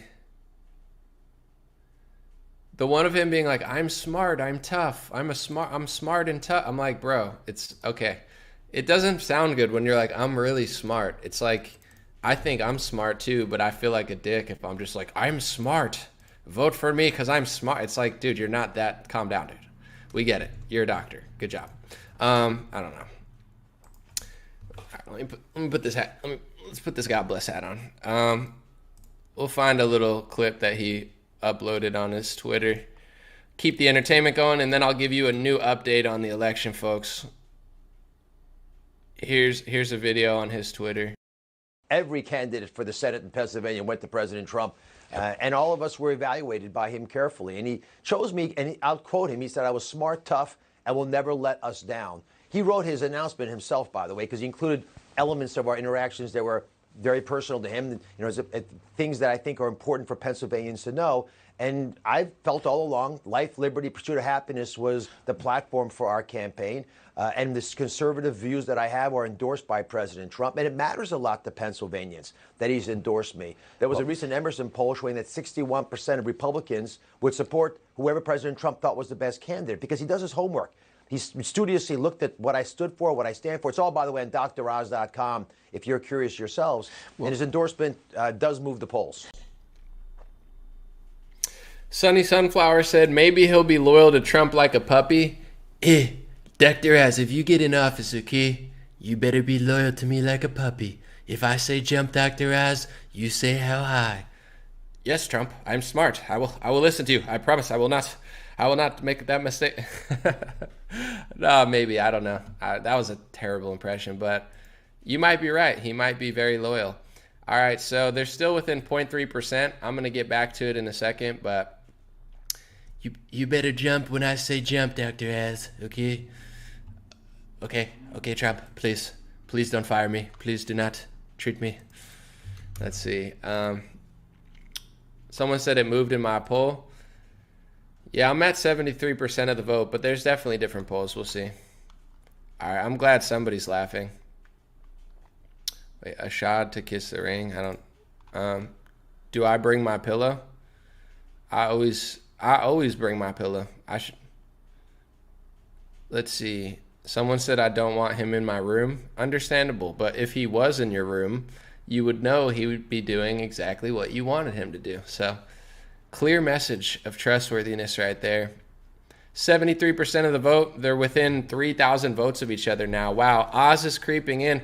It looks like he might take over, folks. It looks like that Trump endorsement will really knock him above. We'll see. Elon is to Twitter what Trump is to Pennsylvania. Interesting. Runoff at this point. Yeah, I don't know, excuse me, how close it is to get a runoff. I mean, it's got to be pretty close, right? What does that do? If it's too close, they just do a two-person race? It'll be interesting if they do that to see which way the Barnett ones go. Someone said Oz will flip on Trump. Oz will flip on Trump and Trump will be like, he'll put out an email and be like, Dr. Oz, okay, you made the biggest mistake of your life crossing me, okay? We never saw that coming, okay? You will regret the day that you turned into a crying baby. I saw Dr. Oz leave my office. He was crying, tears rolling down his disgusting face. You get one of those like crazy, like, you know, Trump things where he's like, sloppy Steve Bannon. Sloppy Steve is so sloppy. He's just crying, sweating, just ugly, gross, sloppy Steve Bannon crying, begging me for help. You know, like when he ripped Steve Bannon, and Steve Bannon was super loyal to him. He never said anything bad about Trump, and Trump's like, you're disgusting. You disgust me, sloppy Steve. And Steve's like, oh man, you know, I'll over to the war room. But I don't know. And then he talks about Fauci, and he's like, Fauci's a nice guy. We get along pretty well. I'm like, dude, you have an easier time shitting on Steve Bannon than Fauci, but whatever. I'll pretend like I don't notice. Oh, it's within 0.2. Dr. Oz is creeping up. Dr. Oz, this ain't no television show, folks. Dr. Oz within 0.2%. I'm about to put the graphic on the screen. Wow. I thought I was going to just go get some food, but apparently not. Apparently I got us just staying, you know, entertained in the trenches. You know, it's a tough life, but somebody's got to do it. Unlike the Young Turks. Maybe I'll do my Young Turk impression. Cenk Uygur, him and Anna, they're like, effing freaking terrorists. They're just like freaking out all the time. I'm like, dude, Cenk Uygur's got an anger problem. That guy's no fun. No fun, Cenk. All right. Someone said Oprah's counting the votes. She might be. Listen, I trust Oprah counting the votes more than I trust whoever they got there. But all right, folks, let's get that graphic on the screen. And this is the closest the election's been, folks. Dr. Oz is within 0.2% of the vote. Here it is. Dave McCormick, 31.5. Dr. Oz, 31.3. Wow. They're almost within 2,000 votes. 2,300 votes. It is a close one, folks. They're not playing around. Or they are playing around. Wow. Up 77. Let's see where he's at now. Oof. It's still within about 2,000 votes. They updated it, but that's still pretty accurate, within 2,000 votes. Wow. Yeah, I'm kind of torn about who I want to win. On one hand, maybe Dr. Oz will, you know, just listen to Trump or something, but I don't know. I just, like, there's a video of him talking about red flag laws. I'll find it. This is why, like, I'm not trying to be mean, but, you know. Great military are. Oh, yeah. I have it right here. So I'll just put on I was, like, searching for it, and I found my own video. So look at that. That's how in the game I am. here's the intro to one of the videos I did on Dr. Oz a couple of months ago. It's not like, he couldn't have had a change of heart. He could have, but here's why a lot of people don't trust Dr. Oz. I mean, he's on television supporting red flag laws, hanging out with Jussie Smollett. Like, I don't know. It just doesn't seem like he's that conservative. But here's the intro video that I made like a month or two ago explaining why MAGA doesn't trust Dr. Oz. And then we'll get back to the election. It's super close. Donald Trump recently endorsed television star and Dr. Oz, and the MAGA base flipped out. They really didn't like it. I wanted to get to the bottom of why people were so upset, and it seems like Trump is being extremely dishonest. He said in his address, Dr. Oz is pro-life, very strong on crime, the border, election fraud, our great military, our vets, tax cuts, and will always fight for and support our under siege Second Amendment, when in reality, Dr. Oz, on television, showed support for red flag laws. A little bit, because the issue of being anonymous is, for me, vital. If someone's already dangerous, a coworker, you don't want to make yourself a target by telling everybody, hey, I think you're dangerous, right? So how many of you would be more comfortable if it was anonymous? Yeah. So I think part of the hope I gather is that we'll make a system so that I can call in and say, there's evidence besides my testimony that this person's dangerous. Look at their Facebook feed or social media postings or comments they've made to other coworkers besides me. Do a little investigating. I'm alerting you, putting a little red flag up there saying this person's a concern. Then I would hope that all the states would say, well, if there's obvious evidence and you're pointing us to it, you don't have to get involved personally. Is that what's going to eventually happen, hopefully, in most states? Not only this, just a few years ago, Dr. Oz said, right now, the CDC Gov is not funded to study gun violence in this country. It's time we treat shootings as a public health problem. Contact your congressperson today to demand they fund the CDC to comprehensively study gun violence, end the ban. Just what we need, the CDC being involved in Second Amendment things. The crazy part is this isn't just Dr. Oz who did this. Donald Trump proudly signed an omnibus bill that did exactly what Dr. Oz wanted. Ted Cruz pointed this out a few years ago. It funds government research on gun control. That's right, that's part of this deal, is let's now have the federal government doing research on gun control. Can't you wait from the report from the Center for Disease Control? Mind you, last I checked, exercising your Second Amendment rights is not a virus that the Center for Disease Control should be studying, but now we've got millions of dollars funding bogus studies that are going to be used to try to take away your constitutional rights. What else is... So, yeah, I mean, that's the thing with the red flag law. Like, I guess some moderate people might be like, oh, that sounds fair, just like red flag. But it's like, first the CDC is funding, like, research on gun, like, oh, it's a public health. The last thing we need is Rochelle Walensky getting involved with gun control.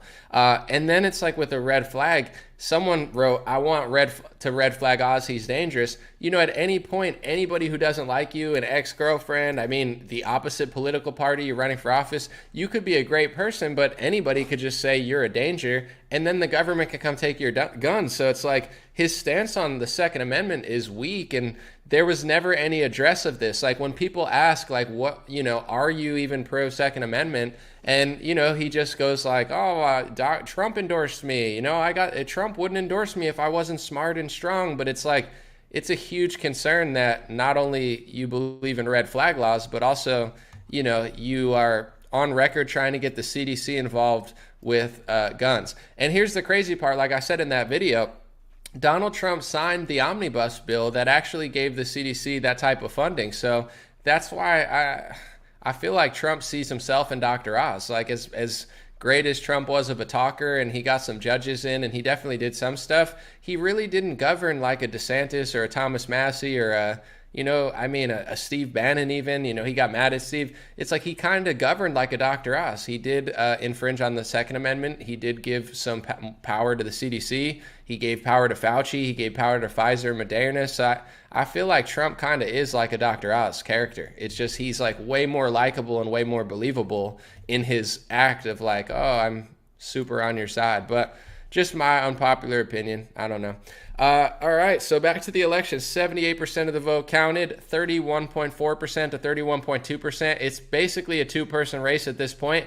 Kathy's creeping up a little bit, but not enough to really make a difference. They're within 2,000 or so votes of each other, so it's going to come down to the wire. I guess I might as well stay since I've been here the whole time. But yeah, coming down to the wire, very close race right now. You have Dave McCormick in the lead, but Mehmet Oz is creeping. Someone said, dude, you're such a Trump hater. I mean, not really. Here's all I'm saying. It's like, when it comes to the Second Amendment, banning a bump stock is not pro-Second Amendment, but also Donald Trump is signing into bills into legislation that are making it harder for the Second Amendment to last the long run. He put funding to the CDC to study gun control. That's not something somebody pro-Second Amendment does. I'm just saying Trump kind of governed like a Dr. Oz. He just literally did. First Amendment, Second Amendment, big tech, big pharma, lockdowns, CARES Act. He wasn't conservative, in my opinion, in his governing. I mean, he put judges in office that were good. His Supreme Court justices are okay. I don't even like them, but that's just my opinion. I think he kind of governed like a Dr. Oz. If that makes you mad, if you think Trump didn't govern like Dr. Oz, then whatever. It's fine. Thank you, Sin City, for the $20 super chat. I appreciate it. Thank you.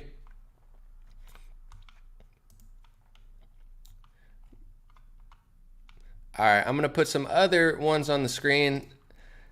Sunny Sunflower said, praying for Mastriano. He was a voice of freedom when we were in prison in Pennsylvania. They shut down the spa I worked at, opened it and shut it down again. Tom Wolfe tortured us. Yeah, it seems like Mastriano seems like he's a more pro-freedom guy, so I wish him the best of luck as well. Where do you get the hat? Appreciate you asking. It's at either dreamrare.com or godblesshats.com. Let me put it on the screen real quick. So really quick, hold on, if you give me a few seconds, and then we'll get back to the votes. Sorry, I got to just click the back button. So you can find this at godblesshats.com. So either godblesshats.com, you see that, spell it, or right there, godblesshats.com. godblesshats.com. dreamrare.com. Either one of those works. So if you need the easy one, you just go to godblesshats.com. It's got an American flag here. It's got an American flag here. We're really about that life. It comes with 3 American flags, 2 tags, 1 that's baked in. You get it. Appreciate you, and thank you so much. Yeah, thanks for asking. And patreon.com, I have 2 secret podcasts, and also I have I'm answering questions there sometimes. So if you'd like to support Facebook supporters or Patreon, they both come with different exclusives, but I do appreciate it. I'm always trying to put out good content, etc. But let's see. 79% of the vote. It's closer than it's ever been. It's within 2,000 votes. It's now, Oz is about 1,700 votes away from McCormick. It's 348,000 to 347,000. So I'll put a graphic on the screen soon. All you need to know is it's almost neck and neck. It looks like Dr. Oz at this point is going to slowly take over the lead, in my opinion, but we'll see. Let's see. Grateful Ed said, I voted for Trump twice. I'm not voting for him in the primary, but I would vote for him in the general election. I completely agree with you, Grateful Ed. That's exactly where I am. Well, except I actually didn't vote for him twice. I voted for him once. I did not vote for him the first time. The second time I did. I would vote for Rand Paul or DeSantis I don't know. I would even consider voting for someone else if they proved that they were more conservative, but I would vote for him against Biden in the general. That's my almost exact story, besides that I voted for him twice. Someone said Oz dwindles along with Cawthorne. We'll see. I don't know. Someone said, dude, Cruz looked like Mr. Haney on Green Acres. That's pretty funny. McCormick's up about 2,000 votes again. It's back and forth. 79% of the vote. I'll put a graphic on the screen as soon as I have one. This is an interesting take. Someone said Trump is the Pope's left hand. I hope not. I agree with this. Joe Watson said the worst Republican's still better than the best Democrat. Oh, I don't know. Romney, I would say, I don't know. Is Romney better than like Joe Manchin? I agree with you, though, that most Republicans are better, but I don't know. The Manchin guy seems like he votes properly sometimes, but I don't. It's not my state. Let's see.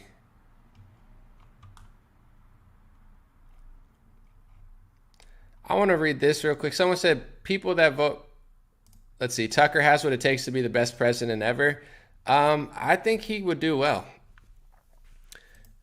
Anomaly, what keeps you in California? I don't know. The weather, the ocean. It's just where I am. It's where all my stuff is. I don't really have anywhere to go. I'm not saying my family's not stable, but I don't have like a place to really go. So I like California for what it's worth. The taxes suck, but I like where I'm at the moment.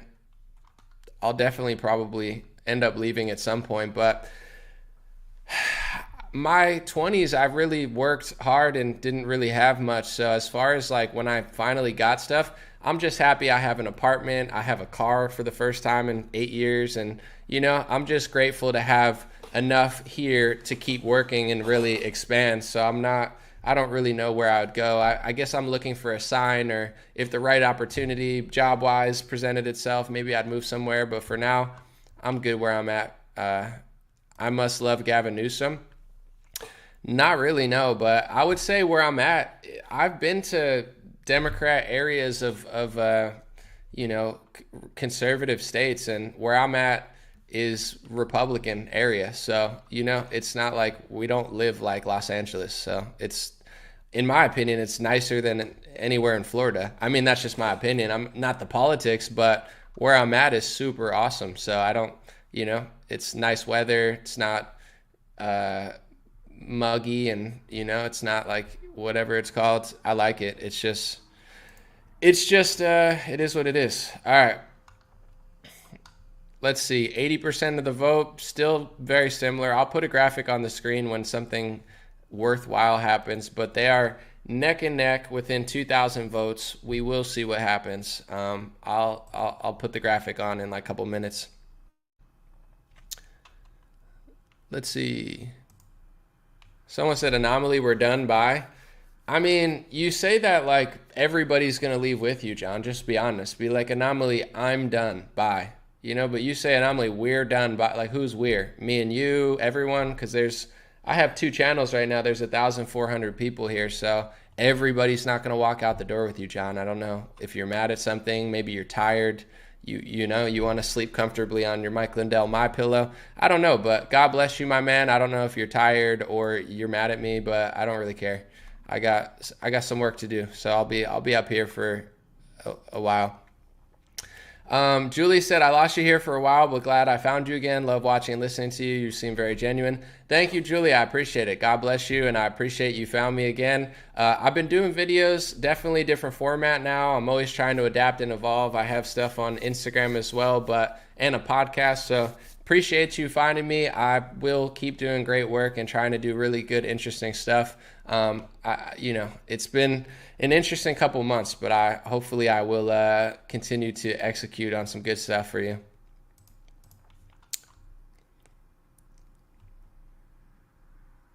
Let's see. Thank you, Logan. He said, keep doing your thing, Anomaly. Been following you for 2 years now. Stay the course. Thank you so much. Hey, God is great. I just I had a little health situation the last week, so I don't get sick that much, and I got super sick. So I'm definitely focused on getting healthy again 100%, and then I'll be grateful back at the job. Someone said, my part of Cali is nothing like LA. Linda, I have an unpopular opinion about America, but this is the thing. It's like everybody's so tribal. And listen, let me say it first before I really mess it up. It's like Florida has better politics. Clearly, I think Ron DeSantis is a 1,000 times better governor than Gavin Newsom, no question. But people get so tribal in politics, they like to just lie to themselves. Like I remember when I would travel to Texas and parts of Florida, and everything wasn't as open as they were saying, because in Democrat areas, Democrat hotels, they had crazy strict rules, even stricter than in California. When I visited Texas, I was being told to put on a mask more than I was in my conservative area of California because I was in Dallas. But the point I'm getting to is people, that live in red states, they try to act as if it's all amazing. And it's like, of course, the governor's better. I would prefer Abbott or DeSantis to Newsom, no question. But there are also really crappy parts of Texas and Florida. And there's also Democrat-run areas where you're literally not even free there. So I think, although the laws are better, it's like there's really nice areas in California that are nicer than some areas in Florida and vice versa. But everybody likes to act like, Florida is just a complete utopia. There's no crime. It's like there's a crap load of crime in a lot of areas. There's a lot of, bad areas. There's a lot of good areas. It's just like, it is what it is. But, I guess I'm not trying to say it's bad. Every state has good and bad areas, but that's what I'm trying to say. There's certain areas of California that I'd rather be in than certain areas of Florida. And there's certain areas of Florida that I'd rather be in than California. It depends where. If I'm in a nice luxury apartment versus if I'm in, on the street of Miami or something, there's pros and cons to everywhere. But I know certain people, I would be in Dallas and I would be getting told to wear a mask, and people are like, it doesn't exist in Texas. And I'm like, I'm in Texas. I'm not poo-pooing the whole state. Texas is a base state, but Dallas, Austin, it's like, these are not like conservative strongholds. I mean, they definitely have some pros, but the liberals have taken over, and in certain areas, crime has taken over. So, that's all I'm saying. It's not to blame DeSantis or Republicans or say it's just how it is. That's why I always try to talk about community, because if you're in a nice community in California or you're in a nice community in Florida, taxes might be different, lifestyle might be different, but everybody would rather live in a nice community, whether it's Texas or Florida or anywhere, versus a shitty community. So that's why I'm so big on community, self-accountability. These are local area is so important, because there are nice local areas in every state, and then there's ones that are not so nice in every state. That's just my opinion, but let me know what you guys think. 80% of the vote counted. Mehmet Oz has 350,000 votes, 620. Dave McCormick has 352, 768. So his lead is a little bit growing. He's up 2,000 votes. Not worth putting on the screen, but it's still neck and neck. They're within 2,000 votes.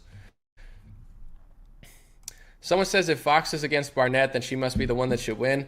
I mean, Sean Hannity really went full against Kathy Barnett for the audience. It was a little odd, and it was a little bit of a reach, but that's kind of who they are, though. I mean, Hannity is a loyal Trump guy. He's loyal to Trump, right? He's been super loyal, but he's still Sean Hannity. I mean, I guess he is what he is. He'll be loyal to Trump, but I definitely don't trust him. I don't think his foreign policy is that great, and I don't know who's who anymore. I don't know what these people want.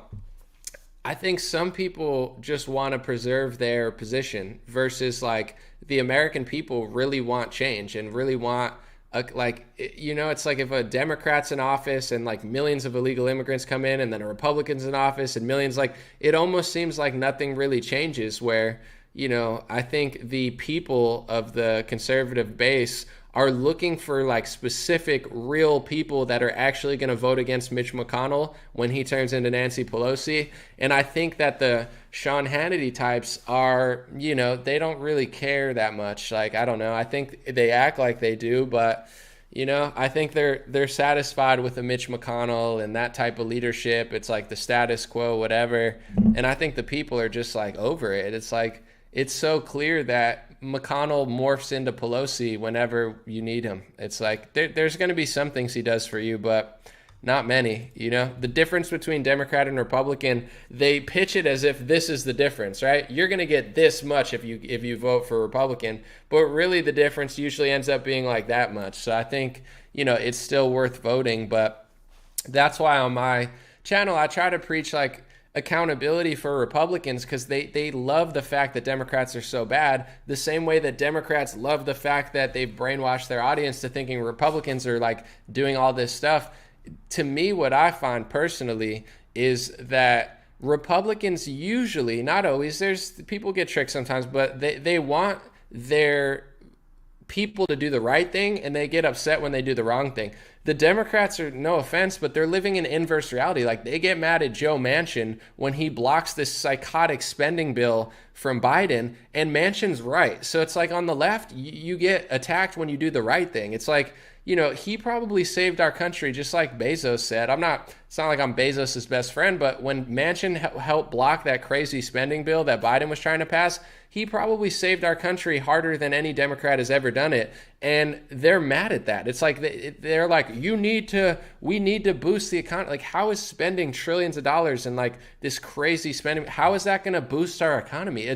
They make these dumb names like, oh, this is the help people bill, and people are like, oh, this bill's to help people. If you disagree with this bill, you don't want to help people. And it's like, it's not literally going to help people. You know, it's like the Green New Deal. It's like, is it really going to make the country greener, or are you just going to funnel a bunch of money to big corporations that are going to now supersede your life and, you know, kick you off of Facebook if you disagree? So, you know, at least the right wing is trying to get to the right point, in my opinion, and there's a lot of progress. The left is like opposite world. It's like, you get punished for doing the right thing. Like, if you do the right thing on the left wing, they're ready to like throw you to the curb. Let's see. 80% of the vote, it seems kind of stuck there from this poll that I'm on, but I'll wait a few minutes. It's still around 80% of the vote. McCormick is up 0.2%. That's what's going on.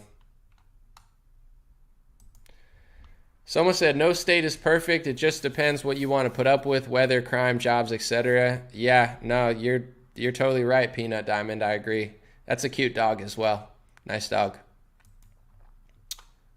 Someone said Washington Post has called it. Really? Who are they calling it for? All right, I'm going to look on Twitter and see what people are talking about.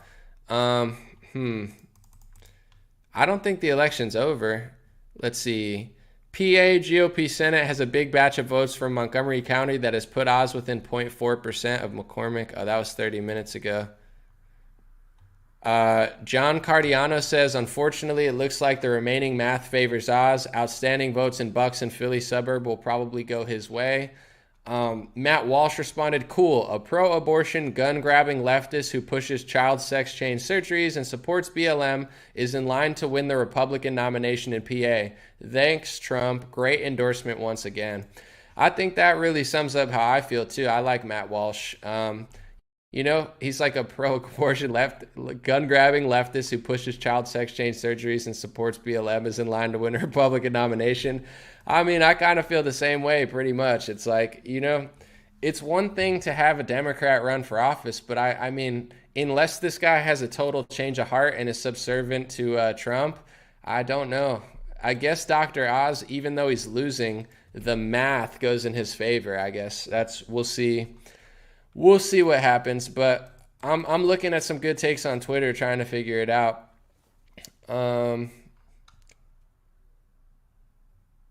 Let's see. Oz. It's not official yet, but I guess that's what's going on. There's 18% of the votes left, and I guess they've determined somehow that it's going to go in favor of Dr. Oz. I just don't know how they could determine that so easily, but I guess they have their ways. All right, I'm reading real quick. Someone said, Pennsylvania's automatic recount threshold is 0.5%. Right now, Dave McCormick's lead over Oz is 0.1%, and it appears the lead might flip in the next few minutes. We'll see. I don't see those results, but I will look. All right, it says 31.3% to 31.1% on this poll. I guess that there's a recount of some sort if there's a 0.5. So this is probably going to be recounted. I don't know what a recount even does, but this is so close that they will end up doing that. Someone said Matt Walsh is 100% correct. I mean, that's the thing with Oz. It's not even like, oh, he's kind of a Republican. It's like you look at his show and all these things. It's like he's pushing child transgenderism early before anybody was.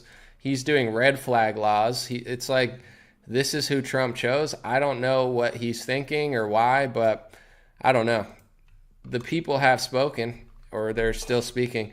All right. I'll just get the recent one. Let me go to Washington Post. Maybe I'll get a different opinion, and then we'll put both on the screen. So let's see what they're saying. Although I don't trust them either, but they do count the elections, unfortunately, or at least count the votes. Let's see. Dun, dun, dun. I mean, they still got McCormick with a decent lead, so I don't know how they're determining that Dr. Oz won. Every poll that I'm watching or every election result thing that I'm watching has, McCormick above Oz, but the experts are determining that the remaining votes will go in his favor. So we'll keep in touch with it for a little bit, but I might take off in a little bit.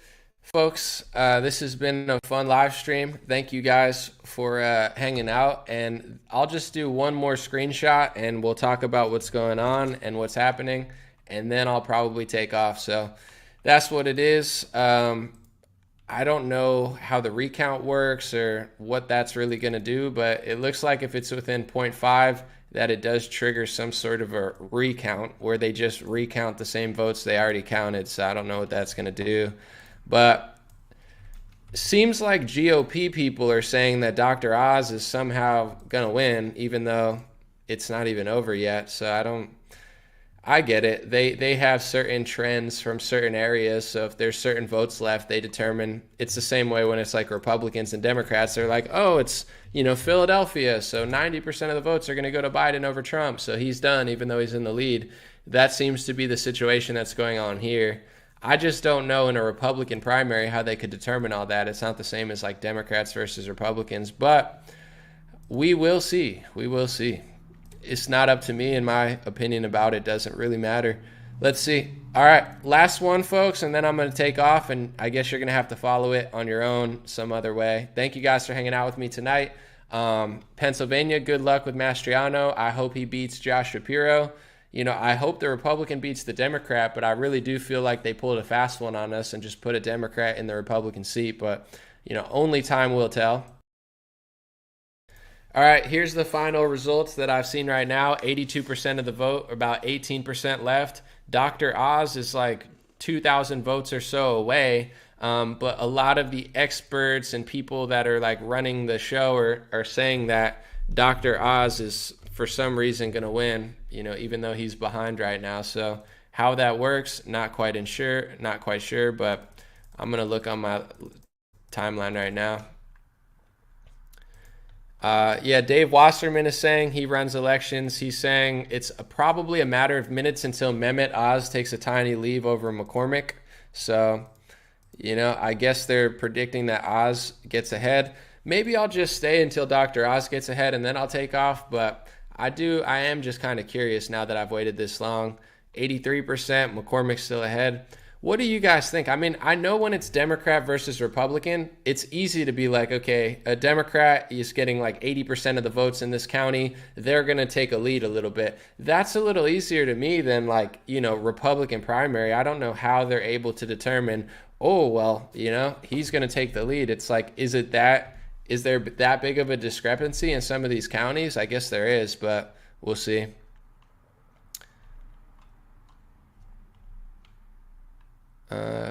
Appreciate you. Thank you, Lord D, or Lori D. Appreciate you. If I'm ever in Pittsburgh, look you up, Anomaly. I don't know when I'll be in Pittsburgh next, but I'll probably forget to look you up if I am. Someone says, shout out Larksville, Pennsylvania, and Plymouth, Pennsylvania. Shout out Pennsylvania. It's a very important state. Voting-wise, it's perhaps the most important state. So shout out to everybody. I really hope that, Pennsylvania goes Republican, especially with the Senate. I mean, I can't believe they picked Dr. Oz. I mean, let me play that clip real quick of like, Oz. I want to find the video of him talking about it just seems like, I don't know. It just seems like this guy's not really going to vote on our side, but whatever. It's better than the Democrat, I guess. I guess that's pretty much American politics. It's like, I guess it's better than the other side.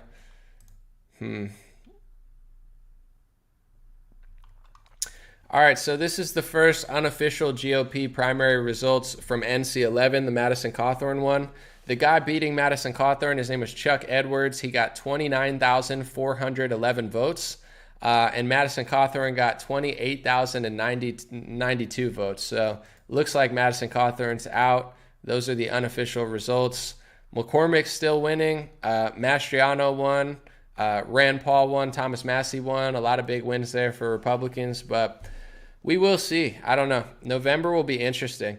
Here's all I'll say. I know a lot of people are upset at the 2020 election, and they're upset at the mass mail-in ballots, and some people are even upset at the voting machines, and I understand it all, but you look at some of these races, and this is just my opinion.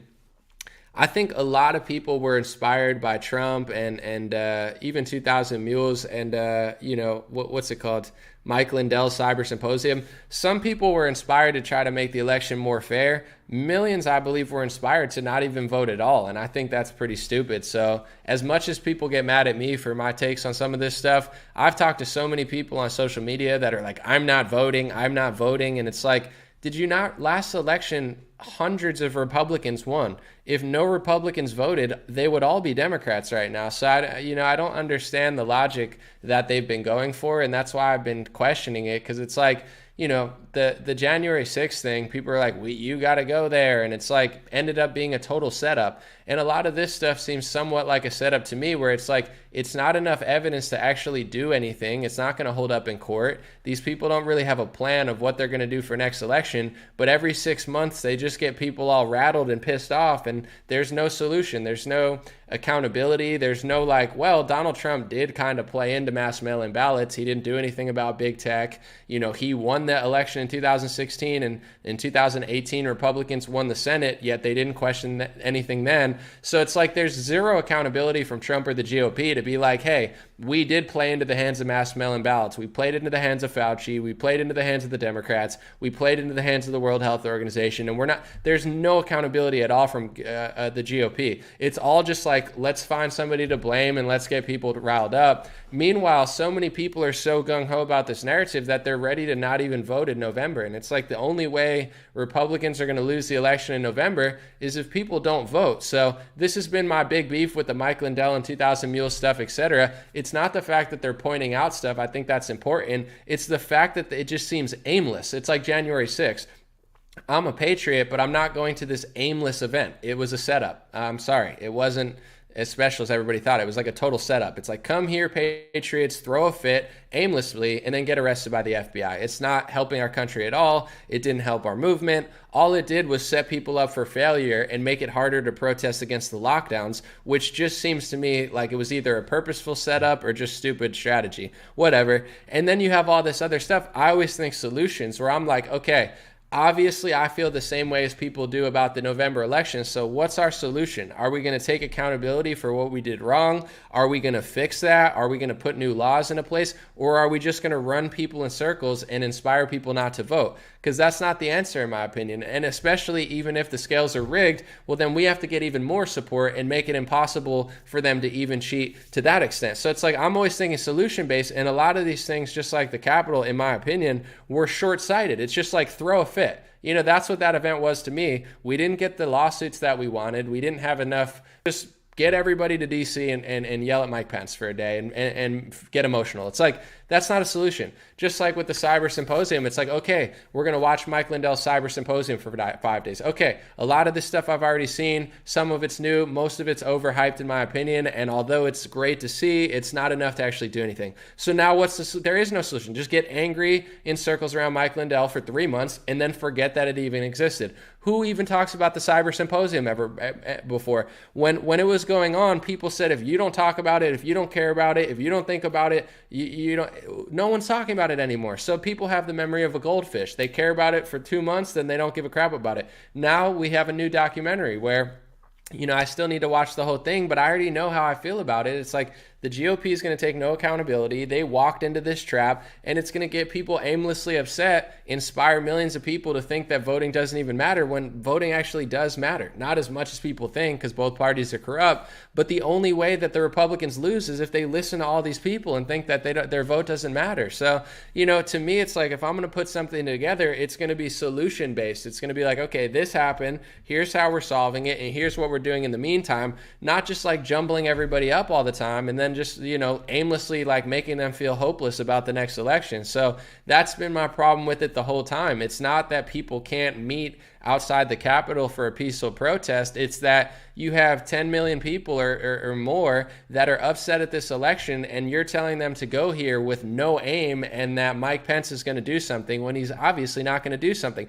You're kind of setting people up, and that's how I kind of feel with all this stuff. It just seems like setup after setup after setup, and I'm glad that I don't just follow the trends, but I felt like something was weird about January, and it was. And even all this stuff, it's not to say that I think the elections are completely fair. Mass mail-in ballots need to be not only watched over, but I think there should be a better audit system. I mean, I could think of, definitely like ID voting, not counting over the course of 4 days. Like, these are all things that are a total sham for sure. But it's like, I don't know what the point of people just getting all jacked up every 6 months over like decent evidence that people are acting as like a 10 out of 10 when it's really like a 5 out of 10. And then they're like, they wonder why nothing gets done. Is because there's no aim. There's no aim to all of this stuff, in my opinion. So that's how I feel about it. And, I just hope people actually vote in November, because all the people getting mad at me, like, oh, you're doing, it's like, at least I'm not telling people to just cave in and just give up. It's like,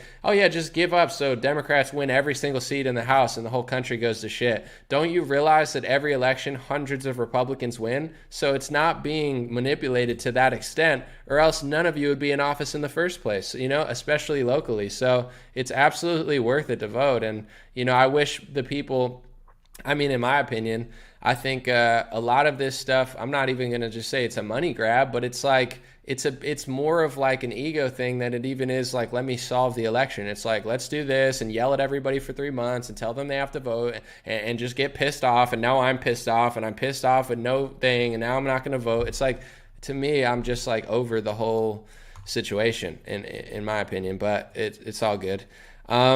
Same thing right now, 84% of the vote. Dave McCormick is up 0.2%.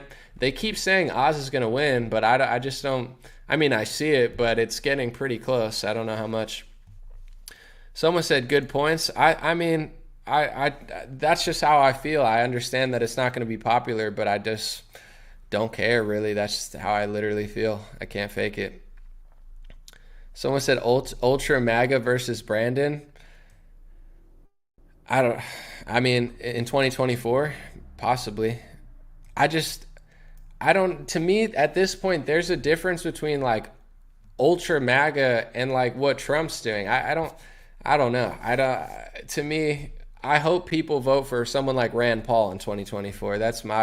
Rand Paul talks root level stuff. He won't cave on foreign wars. Rand Paul won't cave on financial stuff. Rand Paul won't print the bills. This is what I try to say to people, and people get upset, but like Trump kind of governed like a Dr. Oz. The reason he's endorsing Dr. Oz is because he sees himself in Dr. Oz. He doesn't have these strict Rand Paul feelings about stuff. Like when it comes to omnibus bills, Rand Paul would not just sign it. Rand Paul is like, that's a waste. Donald Trump will sign the bill and act like it's amazing. He signed a bill that empowered the CDC to get them involved with gun control, and Trump's bragging about raising the smoking age. Like, he's really not that conservative fiscally, socially, anything. So I don't know why people think they're going to do the same thing they did last time and get different results. Like, he messed up so bad. I just don't think Trump is who people think he is. He's definitely better than a lot of Republicans. He's like, Trump is like an anomaly in the sense of like, there's good, there's bad. He's everything. He's not really that principled. He'll have the worst people on his right side and the best people on his left side. He'll have Steve Bannon and Marjorie Taylor Greene over here, and Fauci and Bill Gates over here. And then he'll go tell Steve Bannon to go F himself, and then he'll go tell Fauci that, I get along great with you. So it's like Trump is like a big schmoozer. He's like left wing and right wing. He's conservative and not conservative. He's, super principled, and he's like this anomaly where he's just not, like, he's not someone like Rand Paul where he's like, I believe that printing money is bad and we need to stop doing it. Like Trump will be like, I will say that printing money is bad, but then I will print more money than Barack Obama and I'll sell it as if it's some sort of pro-America thing. And it's like, that's just like the type of person he is. He's like a businessman. So if he goes the route of a Democrat, he'll sell it like it's Republican. He could sell a money printing scheme and act like he's George Washington and people will buy it. So it makes him super, in my opinion, interesting. Someone said, I just debated Sam Cedar for 30 minutes on a Majority Report. Hey, good luck. I mean, that sounds like exhausting, debating that guy, but good luck. Boss Media said Trump is a hero. Sure.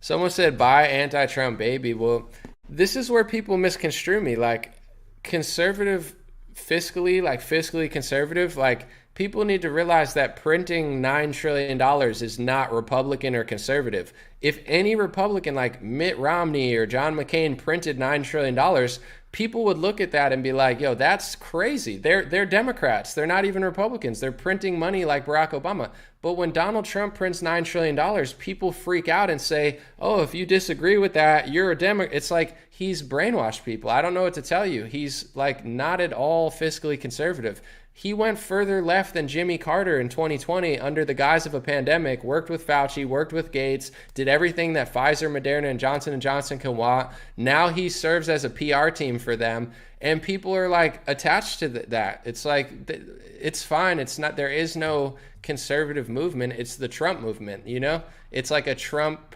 personality contest. It's like, we don't care what he does. We don't care if it's further left than Jimmy Carter. We will defend it because we like him as a person. So it's like, he's like the most dangerous, conservative for that reason. Not because he's the worst, but literally people don't even care about conservative values as long as Trump does it. All right. It's getting real close in the election. It's within 2,000 votes. I guess they're 1 percentage point away now. I'll put it on the screen if Oz flips it, but 84%.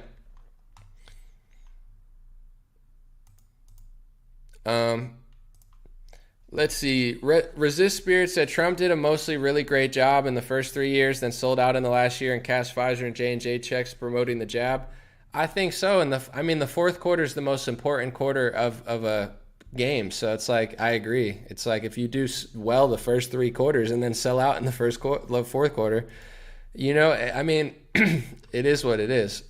Someone said we would still be in I don't feel like even having the same debates as I always said. We wouldn't still be in lockdown, and this is really, really bad politics, and this is why it's annoying already. It's like if Hillary Clinton's in office and locks the country down and does Operation Warp Speed, nobody and their mama's going to say, oh, Hillary's giving us the vaccines quickly to get us out of a lockdown. If you have brainwashed yourself to believe that you can be locked in your house like an animal and the only way that you could be let free is with a vaccine, you don't deserve freedom. So if Donald Trump brainwashed you to think, oh, I would still be in lockdown without a vaccine, I need a vaccine to get out of lockdown, you deserve to be locked down. You're gonna get locked down again. If that's how much power Big Pharma has, that the only way you could be set free is if they have mRNA vaccines. This is things that people would never even think or say if it wasn't for Donald Trump.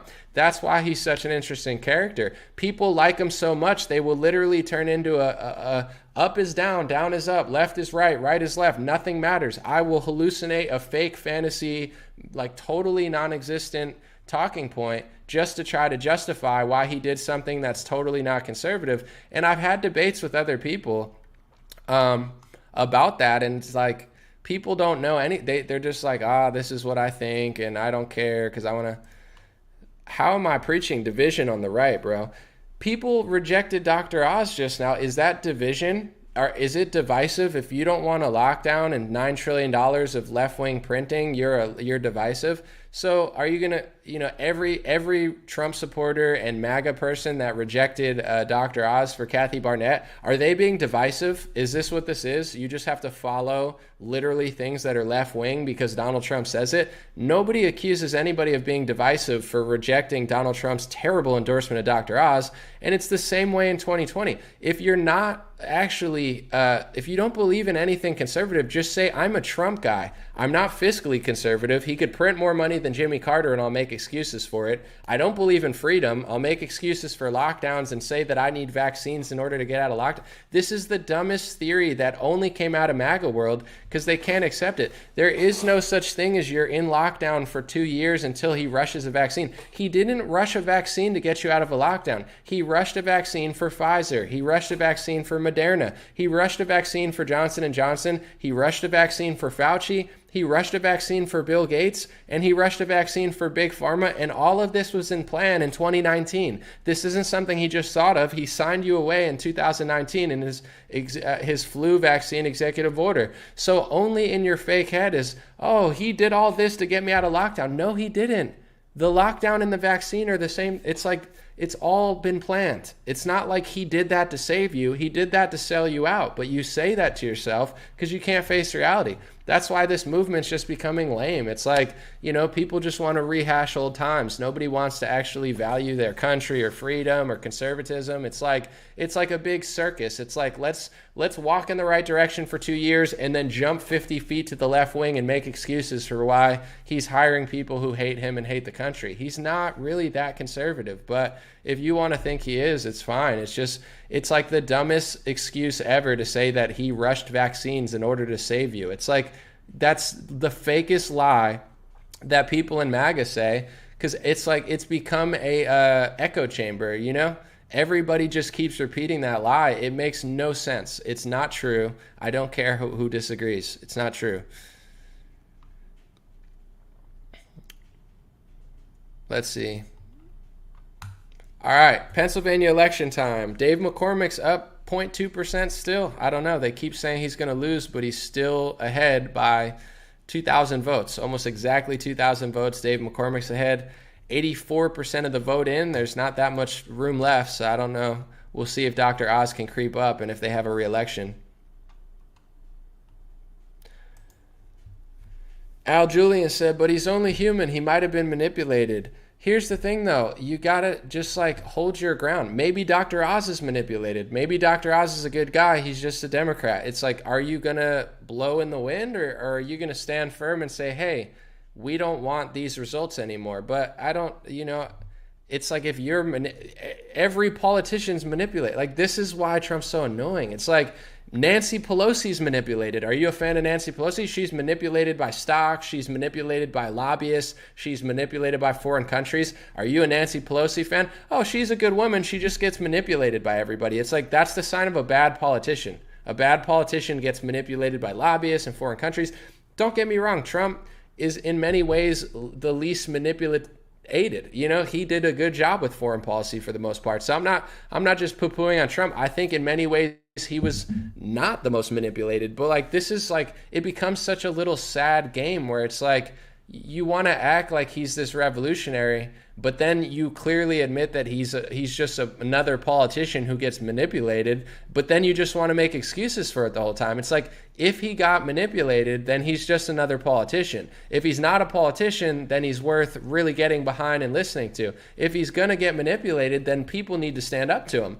It's like, oh, I like Rand Paul because he's not always getting manipulated. If Rand Paul was always getting manipulated, I would make a video disagreeing with it. I have before. It's like, I don't understand why this has to be like a Trump pity party. It's like people have not trying to be rude, but it's like no personality of their own, no life focus. It's like my whole life is just to make excuses for Donald Trump, and I don't care if he becomes further left than Jimmy Carter. I don't care if he prints the money. I don't care if he becomes a big pharma shill. He's just a human getting manipulated. It's like, so is Nancy Pelosi. So is Mitch McConnell. That's what they all of them are, humans getting manipulated. So why put him on a pedestal if you're admitting that he's the same? And if he is the same, are we allowed to question that, or are we just supposed to march in his personality? It's like, well, he's funnier than Mitch McConnell, but I actually value things that he does better than Mitch McConnell. It's just, I call a spade a spade. It's like certain things financially are, we're not right wing. I mean, and when it comes to all of this stuff, when they passed the CARES Act, you have to understand all of this tyranny that came along with the COVID stuff. Trump signed it into office. Like all of these ideas and new order, I mean, you could call it a new world order or a new health order, where now this whole idea, oh, you need a ventilator, you need to be locked down, you need a vaccine to be free, you get paid more if you're a hospital and you have COVID. All of this was signed into legislation by both parties. So Trump went further left than Jimmy Carter and signed our sovereignty away for a year. If people remember, I was less free in 2020 than 2021. 2020 was when the lockdown was. 2020 was also when there was a huge fiscal collapse of just trillions of dollars. Like it didn't just start when Joe Biden came here. People have the memory of like a goldfish. It's so weird. It's like, it's probably why they do it, for that reason. They just go back and forth and get people to fight each other, and people forget that, this actually started when he was in office and he signed a lot of this stuff into place. And once you sign it, this is the big mistake of Republicans. This is why they always lose even when they win. That's why 4 years of Trump ends in lockdowns and far left culturally. Trump, and it's not because it's all his fault. It's because this is how Republicans play the game. When Democrats get into office, they're not really making that many compromises. And I'm not saying it's great because they're wrong about everything, but when Republicans are in office, they don't even do anything. They literally sign bills away. They give the CDC more power. They give Fauci more power. They give Pharma more power. They give Democrats more power. When Democrat governors were turning into dictator, Donald Trump was on Twitter giving them a thumbs up, saying, oh, we're getting along. They like me. They like me. He's getting along with Phil Murphy. He's getting along with Newsom in April. Oh, they like me finally. It's like they like you because they're getting power. So Republicans set up this entire field for them to lose, and then they lose, and then they cry and play victim and take no accountability. It's like, November 2020 was lost in March, April, and May of 2020. Donald Trump played into the hands of Bill Gates, into the hands of Fauci, into the hands of Newsom, into the hands of Cuomo, into the hands of Murphy, bragged about it, did trillions of dollars of spending, gave the medical industrial complex all the money, power, control, and legislation that they could ever want, and then it gets used against us, and then they start flailing their hands and being like, it's just the Democrats, it's just the Democrats. It's like, you set the Democrats up. That's all the Republicans do. In 2020, Trump set up every Democrat to screw us over and then acts like he didn't do it. The CARES Act was not signed just by Nancy Pelosi. It was, read it. Read all the stuff it did. Read all the money it spent. So that's why Republicans lose. It's not just because the Democrats cheat you. It's because the Republicans are in on it. They sign away everything that's going to help them. And then when things happen, they're like, oh, no. It's the same thing with big tech. We knew since 2016 that they were ramping up censorship. We knew that they were ramping up rigging of algorithms. We knew this because all of Trump's biggest supporters got kicked off of social media. Alex Jones kicked off social media. Milo Yiannopoulos kicked off social media. You're not going to win another election when all of your biggest voices and your biggest, cultural impacts are literally gone. And the GOP didn't do anything about big tech until they started getting kicked off a couple months before the election. It's too late now. You guys had power for 2 years and you didn't use it. So that's the GOP. It's a big show for them. They put on this big face like they're really fighting Democrats. They sign away all this stuff, screw themselves over, and then people have the memory of a goldfish and they're like, let's go do that same thing again. And let's pretend like the reason that they locked us down and printed $9 trillion was to set us free. It's like, what? You're a conservative and you're saying you need vaccines in order to get out of a lockdown? I support both parties locking you down at that point then. If you think you need a vaccine to be out of a lockdown, then you should go in a lockdown because you don't even deserve freedom. Do you think George Washington thought that way? Oh, yeah, the only way I could be free is if they lock me down and give me a vaccine. You don't need a lockdown or a vaccine to be free. And if you think with that logic, because you like the guy in office, they're going to give you him in office again because now they've successfully brainwashed you into thinking that your freedom depends on whether Johnson & Johnson and Pfizer have a new product for you. And if if people are dumb enough to think that way because they like Trump, then why not give him another 4 years? Get people running in circles with the Pied Piper, get him to back Johnson. It's like that logic makes literally zero sense. But people, will think that, because it just feels better to lie to yourself than it does to like address the problems. Be like, I feel like I'm the only one who does this. Like, any sports game, first quarter, second quarter, third quarter, fourth quarter, the fourth quarter that Republicans played before November to me is a big cop-out for Donald Trump and the Republicans to act like they didn't do anything wrong in 2020, when they did more wrong in 2020 than any Republican president in modern history, outside of maybe the Iraq War. I mean, their failure of 2020 during COVID to play into the hands of the World Economic Forum and the Great Reset and all of this stuff, the Democrats, I mean, that was the big failure of 2020, but this is why Trump likes the election narrative, because he could take zero accountability for anything that happened and act like he had a great 2020 and it was just the Democrats who stole it from him. He stole the country from us. I'm not saying it's only his fault, but he did what Obama would have done and Hillary Clinton would have done. He turned into a money printing, big pharma shill in the crunch time for humanity, and nobody besides me even addresses that. So it's like, what's the point of lying? Like, that's how I look at the GOP. The first 3 quarters of Trump's administration, they did pretty good, pretty damn good. I'll give them an A+. I'll say they were up 10. And then in the last quarter, in the fourth quarter, they turned into a further left version of Jimmy Carter, printed $9 trillion, and literally scored on our own end zone 50 times. So someone said, what's the answer is to address this stuff, but this is how the two-party system works. They both weasel their way out of any accountability. Donald Trump can talk about the election for 4 years. Now he has to take no accountability into turning into a further left-wing version of Barack Obama and printing $9 trillion. The Democratic Party doesn't have to take any accountability because they could just blame Charlottesville or the new white national, some narrative to just point blame over to somebody else. And this is what they do. And then they both send your money to Ukraine, and it's such an obvious scheme.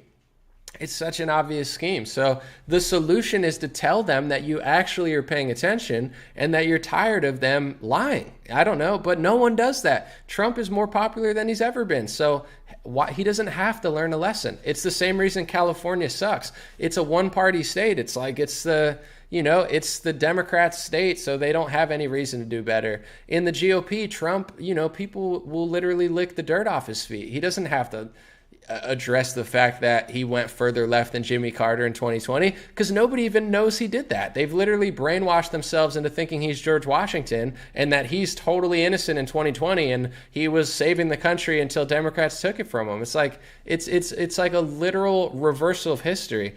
This has got me rereading history in general, because right now I look at certain foreign wars and they tell you that the hero's the villain and the villain's the hero. I mean, they did that in America too. Trump was better than Hillary. He's the villain, she's the hero. They literally invert history. So if they're doing that now, Zelensky's the hero. No, he's the villain. Okay, so how long have they been doing this? Telling us that the hero's the villain and the villain's the hero. A lot longer than people realize. And it's like, if people can't even tell the truth about 2020, why should I even believe any history I learned? I mean, I followed 2020 in March. Every day I watched Trump's entire press conference. I had nothing to do. I was stuck home, and this is the job I did. So I know a lot of people don't fully pay attention because they don't have to. Why would you? I did because I had to. So I paid attention to every bill, every speech, everything that Trump did. And I've come to the conclusion, although I still would vote for Trump over Biden, Trump went further left than Jimmy Carter, printed $9 trillion, signed the CARES Act, did Operation Warp Speed, big pharma socialism. In no way, shape, or form did he keep capitalism alive. In no way, shape, or form did he reject socialism and communism. He opened the door for socialism and communism with a thumbs up. I remember in April, people are not going to remember this because they didn't pay attention as much as me. He was complimenting Gavin Newsom. He was complimenting Phil Murphy. He was complimenting Governor Cuomo. Donald Trump ushered in socialism and communism, gave everybody a thumbs up to be a dictator, and it was only until late April, early May that he started speaking out against it. But it's like, it's too late when you roll out the red carpet for these people. You give them trillions of dollars, you sign all this crap into legislation, and now you're fighting it. It's too late. He already rolled it out. And gave them all a thumbs up, and now it's too late to reverse it. So it's like, that's what happened in 2020, but nobody even knows that, because either they weren't paying attention, or because they like Donald Trump so much, they've literally distorted history. And I've had people on my live stream say, Anomaly, Trump was always against the lockdowns. That's literally 100% not true. During 15 days to slow the spread, he ushered that out with Fauci. And when he gave a head fake and said, I think we need to open up, when push came to shove, it's not just a word. When Easter came around, he said he was thinking about opening up. He looked at a graph behind him, a total bullshit graph, probably funded by Bill and Melinda Gates Foundation, and looks at it and says, oh, geez, this is worse than I thought. And then he instructed Republicans to lock down again. And he rolled out Fauci's phase plan. So it's a total lie that Trump was always against lockdowns. He just did the hot and cold thing like he always does. I'm on your side. I'm not on your side. I'm on your side. I'm not. Open up, close down. Open up, close down. But when push came to shove, Trump was on the side of the lockdowns. And this is real history. This is a fact. This I can debate anybody. I've been in debates and people just get emotionally mad at me. They're like, anomaly, I don't want to hear that. So I'm going to side with the other person. But I'm like, I have literal proof, video proof, legislation proof, and nobody cares. So it's like, I mean, people now on the right in both parties, clearly the left is lying about everything, but it's like, you have something that I literally lived through. I lived through 2020. I paid attention every single day. I was doing 14 hours of work every single day. So I lived through it. And both parties are literally lying about what happened in 2020. So if the recent history that I lived through in the last 2 years is being lied about by 99% of the country in the left wing and the right wing, what do you think they did with history? I mean, they lied a lot about that too, which I'm finding out for reading old documents, etc.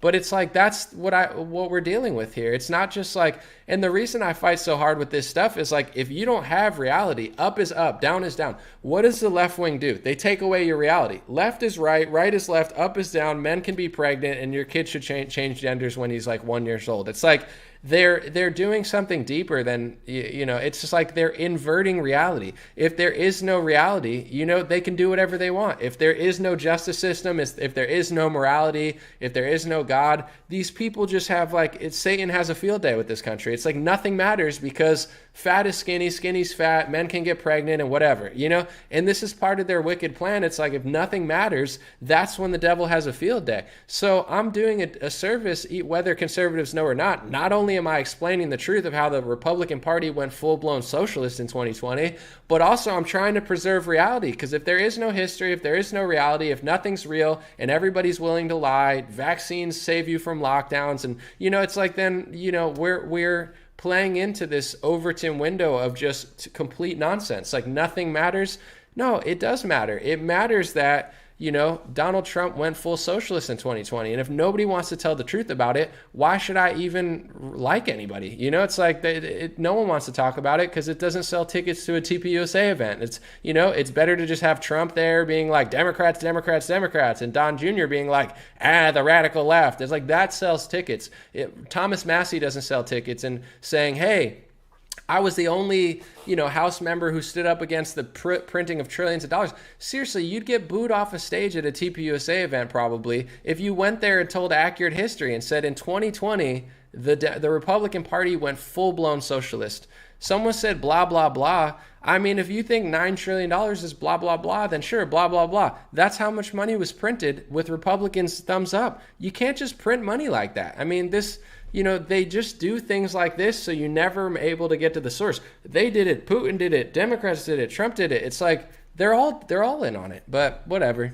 All right, Dave McCormick. Let's see, 14% of the vote. Dave McCormick is still up 2,000 or 3,000 votes. His lead is widening a little bit. I don't know why they keep saying that he's going to lose, but it just hasn't happened so far. So we'll see. Someone said, isn't Ivanka a World Economic Forum? I mean, like I said, he's a juggler of things. He keeps around Jared Kushner and Ivanka, and then he keeps around people like Marjorie Taylor Greene. With Trump, you're getting a little bit of everything. You're getting a show. So, he does a little bit of both. He speaks at the World Economic Forum. He speaks against the World Economic Forum. He's for lockdowns. He's against lockdowns. America will never be a socialist nation, but he'll print money like a socialist. So it's like you're getting a show. You're getting this big show where, you're not voting for a Rand Paul. You know what you're getting with Rand Paul. It's like, I am a libertarian. I do not believe in money printing. I will do everything I can to stop the money printing. That's a Rand Paul. Someone like a Trump is both. He's that left and right. He's, he's good and bad. He's fiscally conservative and he's further left than Jimmy Carter. It's like you're getting this big show where Trump will constantly play both sides of the fence, and you're never gonna get like I don't know. It's just like, yeah, I'm this, but I'm also this. I'm against lockdowns, but I'm also I'll do it though. It's like that's, to me, as a voter / observer, what's going on. That's what Trump feel like energetically.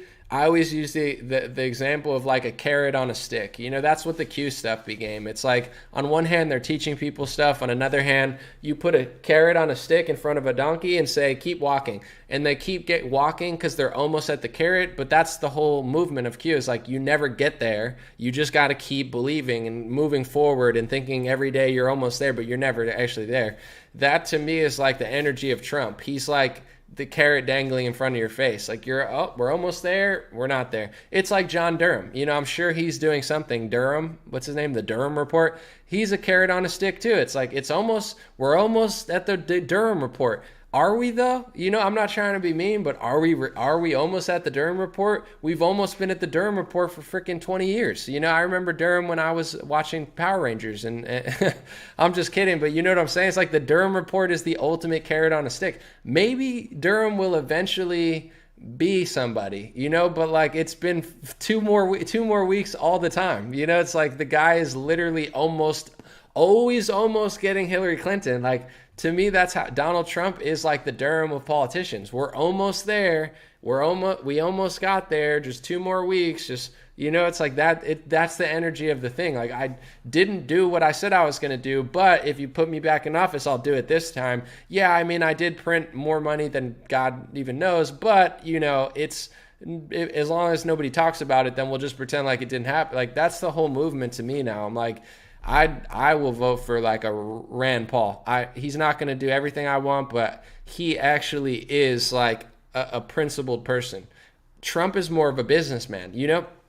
Trump is very skeptical of vaccinations, but if you can sell Trump on the business of vaccines, Trump will turn into the biggest salesman. He's literally, he was skeptical of vaccinations when he came in and giving kids too many, but now you lobby Trump as, you're going to be the science guy, you're a hero. He turns into the biggest sleazy vaccine salesman I've ever seen in my life. So that's just the type of person Trump is. He's not really as principled, I don't think, as a lot of people. He's definitely more principled than most politicians, and but when it comes to like H-1B visas, he flipped on that. DACA, he flipped on that. Second Amendment bump stocks, he flipped on that. Big tech, flipped on that. Hillary, I mean, if you, outside of the judges that he did and things for Israel, what did he really follow through on? I mean, I don't know. America will never be a socialist nation, but you just printed trillions of dollars like a socialist. So it's like, he's the ultimate showman and he's the ultimate businessman, but he's not, like a Rand Paul where he's like, this is what I feel about printing money and I'm not budging. Trump's like,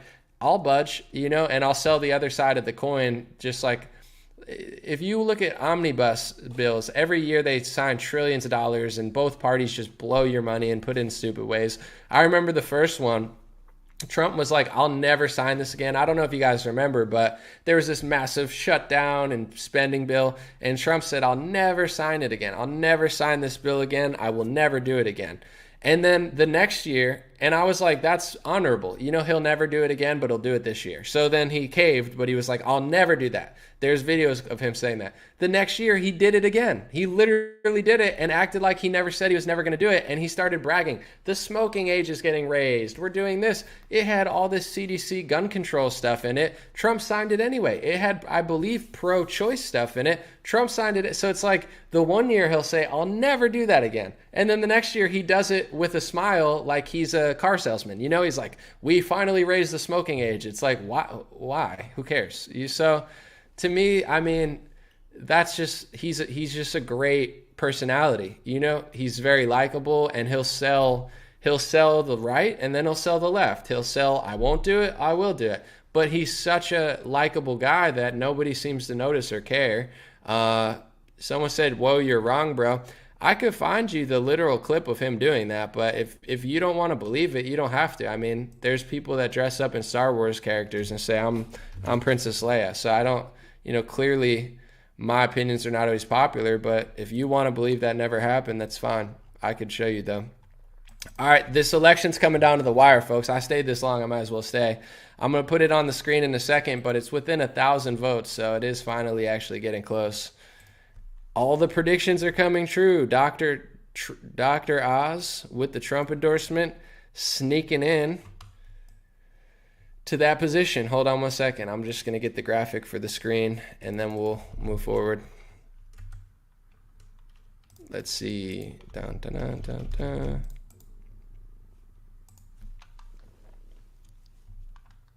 Someone said you're being honest. I appreciate it, Billy.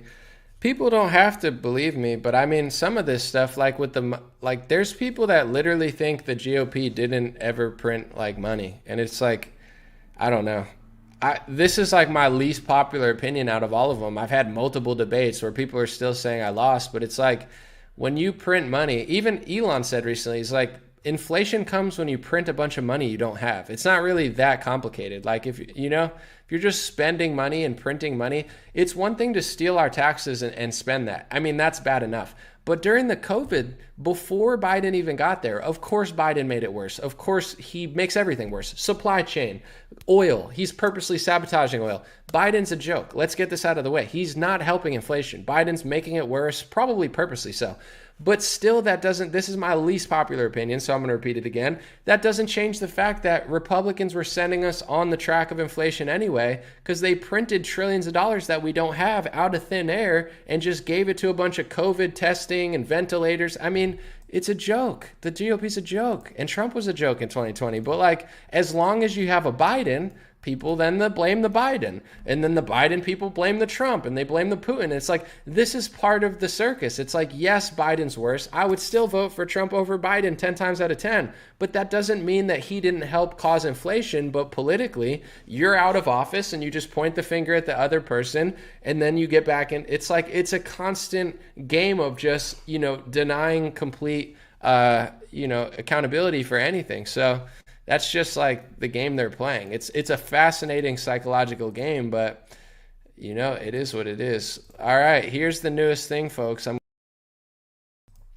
So Mehmet Oz with 12% of the vote is getting eerie close. He's within 1,000 votes now. So I don't know what's going to happen if they stay this close. Are they going to do a recount? What does that even mean?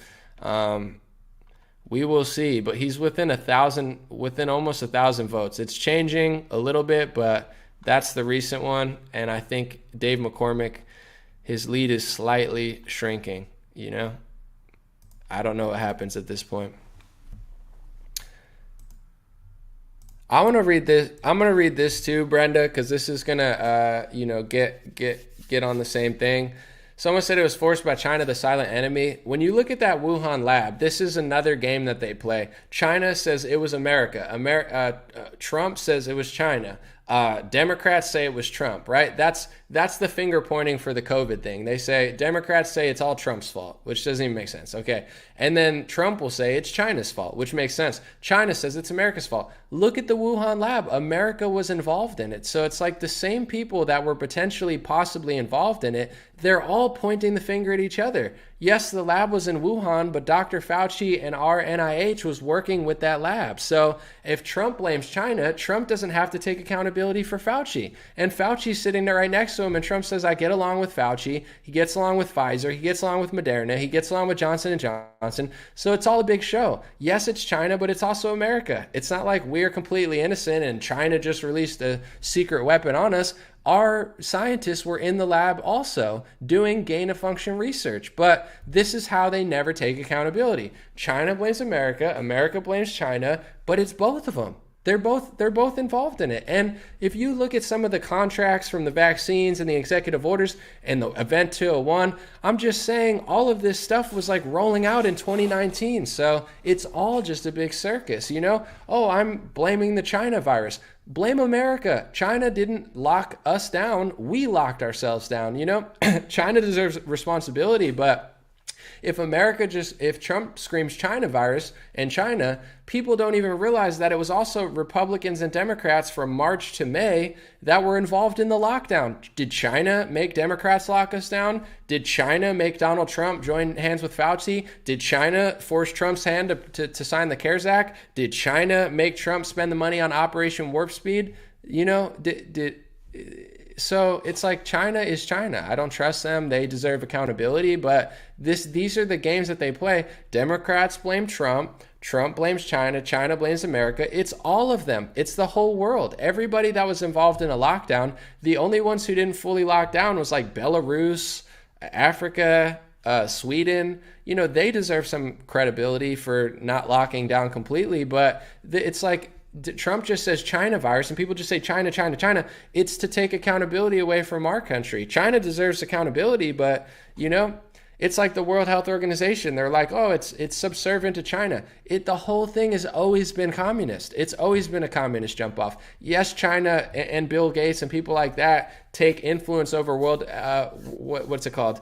The World Health Organization. But if you look at the founding of the UN, which is the World Health Organization, it's always been communist. Like anybody trying to convince you that China just took over the World Health Organization, it was great until China. No, it's never been great. No offense. I've never trusted the World Health Organization. I've never trusted the UN. It's been a communist jump off trying to supersede our sovereignty for the last 30, 40, 50 years. So it's an easy cop out to just convince Republicans that China just did this like 6 months ago because it's part of the circus. Then they'll never get to the root of what's going on. And then we'll go here and then we'll go here, you know, and then I'll put Fauci on a stage for 5 months and I'll do backdoor deals with them and I'll brag about vaccines, but I'm somehow still on people's side and they can't see it. It's like, it's all just a massive show at this point. Yes, the Republicans, I believe, are worth voting for. Yes, Trump is still somewhat of a wild card. Although he's had 4 years, he's still better than Biden.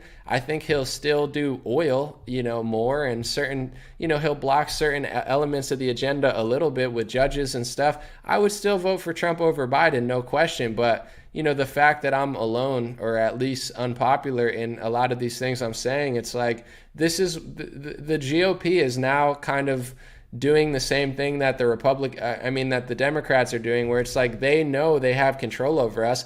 There is no two options for people like us. You know, we're not voting Democrat. So it's like we have to vote Republican, right? In 2024, you know, who's the front runner? It's Trump. It's like there's people that are telling me a year ago, shut up, Anomaly, it's Trump versus Biden. And I'm like, I'll vote for Trump if I have to, but I don't want it to just be Trump versus Biden again. Trump's almost 80 years old. Biden's like 1,000 years old. You know, it's like, why does it have to be Trump versus Biden? Why can't I want DeSantis or Rand Paul more? I have to want Trump and Biden, not Rand Paul or DeSantis. It's like, but that's how people kind of act on the GOP. And that's why I feel like they're getting kind of lazy, because just like the Democrats in California, you have no choice. You can vote Republican, but it doesn't matter. It's the same thing with the GOP. It's like, you're not going to vote Democrat. Like, of course we're not. If you have half a brain at this point, you're never voting Democrat again. So they know they have us kind of by the balls like that. It's like, yeah, you have to vote for me, right? And it's like, I don't want them to feel that way. That's why I push back so much. People can get upset at it, but I have a real strategy with it. I'm like, they're way too comfortable. They know they can just endorse a liberal like Dr. Oz and get away with it. You know, they know they can just, you know, that's why the Kathy Barnett stuff was so important. It's like, even though she didn't win, I mean, it kind of sucks, but it's like showing that you're not just going to follow. They know they have us by the balls. You know, yeah, I'm better than them, so you got to. That's not a good system. They need to feel like, I think even Trump needs to feel like, personally, if this were you know, I guess a country that wanted to actually not turn into China, I think it would be smart if people made Trump feel like we're voting for Rand Paul. You know, we don't, like, if Trump felt like he was going to lose the next election, you would see this massive shift, in my opinion, in the better. But I feel like it's his party. So it's like he knows, whatever. I'll endorse Dr. Oz. I could print trillions of dollars. I could be a farmer shill. I could get on stage and act like Moderna is the greatest thing ever. I could lie about the vaccine and say it saved the world, whatever. You know, people will put up with it because I'm all they have. Like, that's the whole vibe to me on the right wing. And people know it's not right, but they'll just like, whatever. It's better than Biden. And it's like, for sure. But, oh shit, Mehmet Oz has taken a lead. Uh-oh. I'm going to put it on the screen. I guess they were right. He really has taken a lead. Yep, Oz in the lead now. I'm about to put it on the screen. Man, it's been quite the marathon here to even make it to this point. All right, so 90% of the vote. Mehmet Oz is up. I'm going to put it on the screen in like 20 seconds. I just got to put it on.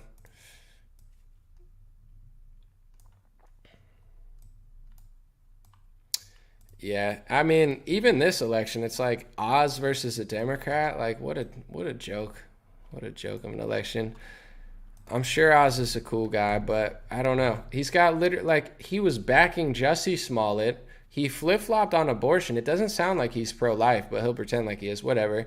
And it's not like an organic flipping. He believes in red flag laws. He supported the CDC. I mean, the fact that he supported the CDC getting involved in gun control, you know, this is not something anyone thinks about. This is like a political operative. You know, like, you have to be like a Democrat to even think like that. And he's tweeting it in 2018. Like, I think Dr. Oz is a Democratic operative, because it's like nobody just says that on their Twitter. Like, you got to be like, you know, he's hanging out with Jussie Smollett, hanging out with Michelle. It's like, it's such a joke. But all right, here's the update real quick. Let me see. Oh wait, no, that's not it. I got to put it on. Here it is.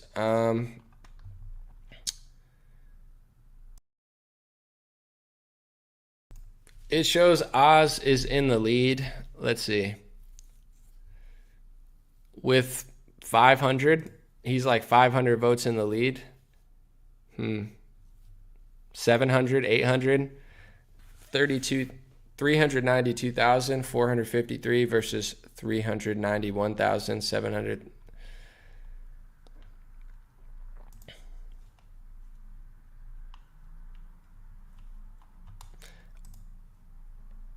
I'm going to play that clip again of him real quick talking about the CDC thing, because it's like, how would you even think of this unless you were just a Democrat operative? Like, no offense, but this isn't something that someone just like thinks of and like, hey, I want the CDC to get involved with gun grabbing. It's like, why? Like, who told you that? Let me try to find that video. I don't even know where it is. Oh, here it is. Donald Trump recently endorsed television star and Dr. Oz, and the MAGA base flipped out. They really didn't like it. I wanted to get to the bottom of why people were so upset, and it seems like Trump is being extremely dishonest. He said in his address, Dr. Oz is pro-life, very strong on crime, the border, election fraud, our great military, our vets, tax cuts, and will always fight for and support our under siege Second Amendment, when in reality, Dr. Oz, on television, showed support for red flag laws. A little bit, because the issue of being anonymous is, for me, vital. If someone's already dangerous, a coworker, you don't want to make yourself a target by telling everybody, hey, I think you're dangerous, right? So, how many of you would be more comfortable if it was anonymous? Yeah. So I think part of the hope, I gather, is that we'll make a system so that I can call in and say, there's evidence besides my testimony that this person's dangerous. Look at their Facebook feed or social media postings or comments they've made to other coworkers besides me. Do a little investigating. I'm alerting you, putting a little red flag up there saying this person's a concern. Then I would hope that all the states would say, well, if there's obvious evidence and you're pointing us to it, you don't have to get involved personally. Is that what's going to eventually happen, hopefully, in most states? Not only this, just a few years ago, Dr. Oz said, right now, the CDC Gov is not funded to study gun violence in this country. It's time we treat shootings as a public health problem. Contact your congressperson today to demand they fund the CDC to comprehensively study gun violence and the ban. So, like, who says stuff like, you know what I'm saying? Like, that's 2018. It's not like it's like 2012. He's literally on his Twitter, like, contact Congress and make sure that the CDC can study gun control. He's a straight up Democrat operative. Like, you know, that's something that like a Democrat is told to do. Like a Democrat, like, you know, like, oh, like I'm Selena Gomez and go vote for Joe Biden. Like, it's like that level of shit is all he's been doing for the last 5 years. Like, is he a nice guy? Sure. Is he a good TV person? Sure. But he's a straight up Democrat op, you know, and that's tweeting stuff about the CDC taking involved with gun control. And that's the best we can do. And I'm a bad guy for calling. I mean, I want Trump and the GOP to feel like we're not just like doormats. You know, I think they think we're just doormats. It's like, yeah, it's not only did Trump endorse him, but people don't even realize Trump signed an omnibus bill that literally gave the CDC that power. That Democrat clause that Dr. Oz was trying to push, Trump signed that into the omnibus bill and bragged about it. It was actually Ted Cruz. I had it in that video. Ted Cruz was like, yo, don't, even Ted Cruz was taking a more conservative stance than Dr. Trump, or than Trump. That's what Trump is, though. Sometimes he's the most conservative person. Sometimes he's the least. Sometimes he's against DACA. Sometimes he's for DACA. Sometimes he's, you know, he thinks H-1B visas are bad for American workers. Other time he supports H-1B visas. That's just kind of who he is. He doesn't really have concrete stances. And I understand, like, being, you know, flexible. I get it. I'm a nice guy, but I don't know. To me, I'm more of like a Rand Paul type of guy where I'm like, okay, that's where he stands. He's not going to flip flop on these key issues. I don't, you know, that's kind of, like I said, people got mad, but it's like Trump kind of is like a Dr. Oz. He's just a way more likable, way more authentic, way funnier Dr. Oz, but he kind of governs that way. I don't know. I mean, people could get mad at it, but that CDC gun control thing was signed into the omnibus bill by Donald Trump, and he didn't even care. It was like Ted Cruz was more conservative than Trump that day. That's the thing with Cruz. Like, I don't like or trust Ted Cruz, but Ted Cruz, he's kind of like a politician where sometimes he's on your side, sometimes he's not. Sometimes Ted Cruz is more conservative than Trump. Other times Ted Cruz is less conservative than Trump. Like, I don't know, you know, that's kind of how I see it, where with like a Rand Paul, I'm like, okay, Rand Paul is more conservative than Ted Cruz in a libertarian perspective when it comes to like financial stuff. And that doesn't change. You know, it's like that's kind of who he is. With Trump, it's like, I don't know. He kind of is like a Dr. Oz to me. He's just like all over the place. But someone said Ted is all paid for. I don't trust Ted. I mean, he's done too many things but that's the thing. It's like, you know, this is how they get us. You only have two options. So it's like, what do you want? Ted Cruz or Beto O'Rourke? It's like, if I'm in Texas, I'm going and voting for Ted Cruz, but that they got us by the balls. You know, I don't know. That's why I kind of push back so much. I know people get mad at me. Some people say Anomaly's a traitor. Anomaly's this. I'm strategically trying to get the GOP to light a fire under their ass, metaphorically, obviously, and get them to, like, you know, see that we have a spine, because this is how they get us. Like, you want Biden or Trump? It's like, Trump, duh.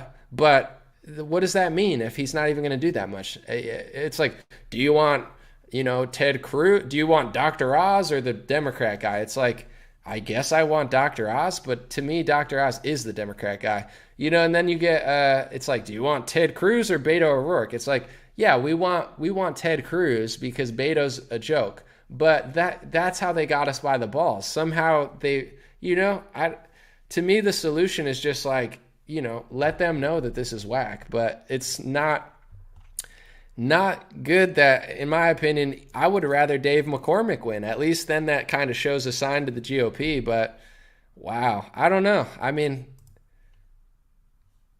someone said Anomaly's trying to psyop the GOP. I mean, no, I wouldn't even call it psyop, but I guess you could say that. But I'm talking about like Overton window. If you look at the GOP fiscally, socially, economically, like the base is more libertarian than they've ever been, but the actual party is like further left than they've ever been. And the crazy part is the left wing thinks that they're further right. It's like, you look at Sean Hannity, he's like further left than Barack Obama used to be. He's like working with Caitlyn Jenner. You know, so it's like, I don't know. I feel like in order to stop the Overton window from moving, we need to stop the GOP from just like walking all over us. That's kind of my attempt to get the Overton window to stop moving.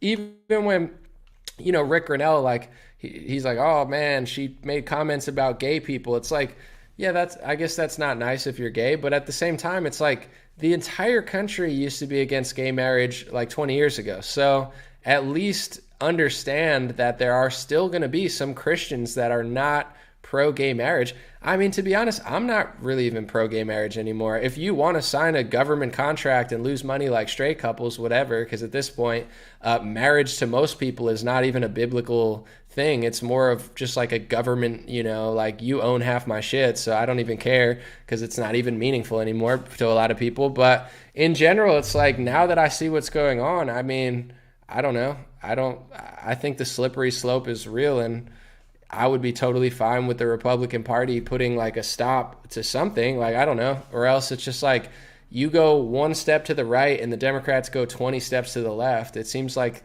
they know how to just push everything so far towards like childhood, transgender. It's like, yeah, that's all that is a little too much. So maybe we could dial it back a little bit. Someone said, what am I talking about? I don't know. You tell me.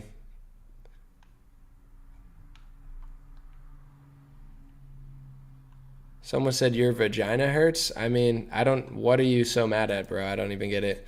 Dr. Oz is now up about 800 votes with 9% left. I guess Dr. Oz is going to just win, but I don't know if he's going to win by enough. Are they going to recount? I mean, it's literally neck and neck. I would think they have to recount to some extent. If you Republicans don't like Oz, Josh Shapiro's your guy. Well, definitely not. That's definitely not our guy. So everybody knows that. But nice try. Someone said misogynist. Me? How am I a misogynist? Did I even say anything about women? I just said most people don't get married from a biblical perspective. They get married from like you own half my stuff and the government can now tax us less. I just mean for most people, it's more of like a business transaction than it is like, this is my opinion about marriage now. I mean, I'm not married, so I don't want to be a hypocrite, but I think people should really value it, and come together and be like, hey, we are making this pact for life, not just like, hey, you could have half my crap if we divorce. Like, it sounds like most marriages are doomed to fail. Someone said stupid misogynist diss. I don't know. Maybe you're talking about someone else. Maybe there's people like beefing in my comment section.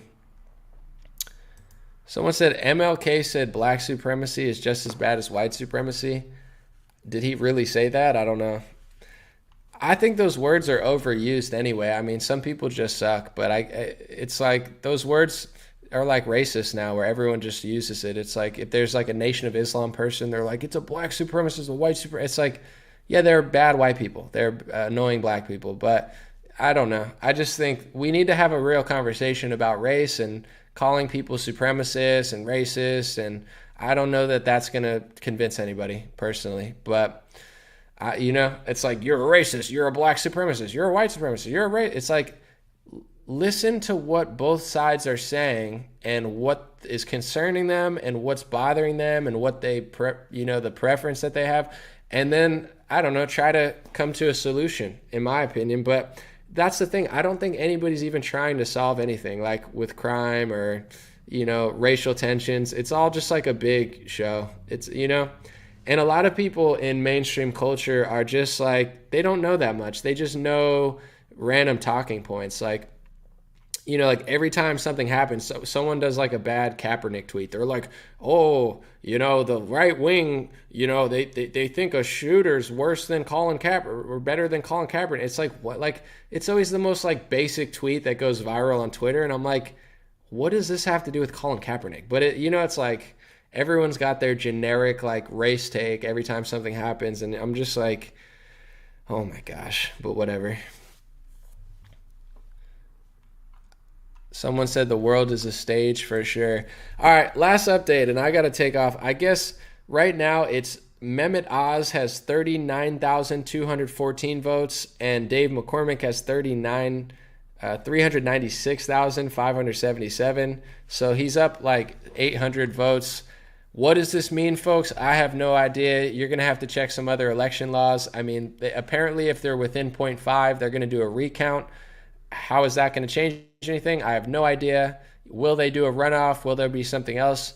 No idea. But someone said, I want to go to bed feeling good after a great live stream, preferably without Dr. Oz in my bed. Well, now I'm going to play the Dr. Oz clip so you can think about Dr. Oz in your bed. And, that's just how it's going to be. Sorry. Where's the Dr. Oz bed video? I think this is it. And you never want to let your people down. So when you go to bed at night, put your head on that soft pillow, Oz will be doing exactly what you'd want him to do if you were there next to him. Dr. Oz will be in your bed next to you doing exactly what Mitt Romney would not do. And you never want to let your people down. So when you go to bed at night, put your head on that soft pillow, Oz will be doing exactly what you'd want him to do if you were there next to him.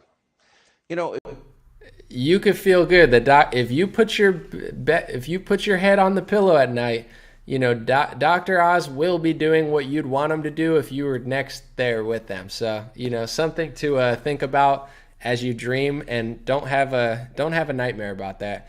Appreciate you guys. As always, if you want to support a little more, patreon.com/raretalk. You don't have to. There are 2 bonus episodes there. You have a couple hours of extra audio content there. So I have 2 private live streams, or rather podcasts, that you can only find on patreon.com/raretalk. If you're on Facebook and you do a subscription only, we do once in a while, once every month, or sometimes every other month, but usually every month, we do a supporters only live stream, which I gave away 5 articles of clothing and hats and stuff. So that was fun. Appreciate y'all. Good luck. And, I guess if Dr. Oz wins, I hope he wins in the Senate, but I think this is going to really, light a fire under, I don't want to say the ASS word, but the conservative base. I mean, rightfully so, they have a lot of questions for this guy, and it's not unreasonable why they have questions. It's not just like Dr. Oz, like a lot of people came from left wing to right wing. It's like, everything he's been doing over the last couple of years screams like Democrat operative. And I think, the Trump base will not just let this slide by the wayside. And I think that's good. I mean, just like when I say stuff and people get upset, I'm glad when the Trump conservative base, whatever you want to call it, questions Trump and questions Oz. It's healthy to do that. And politics, I'll end on this note. Politics is a really sleazy game. Like, if I could explain what politics is to people, you go to like Hillary Clinton said, I have a public policy and a private policy, like stuff like that. It's like your job, you're like a professional car salesman. Your job is to basically like hang out with the elites, but then be able to talk to the regular people like you're one of them. That's what most politicians are. And I know people think certain politicians are super on their side, but a lot of them really aren't. And it's like, that's their job. They're just better at selling both sides. I'm going to talk to the bankers. I'm going to talk to Big Pharma. Like Trump is like, I'm going to literally work for Big Pharma, but I'm also going to go on stage and get a bunch of like conservatives to think that I'm on their side. It's like a professional middleman. So I think,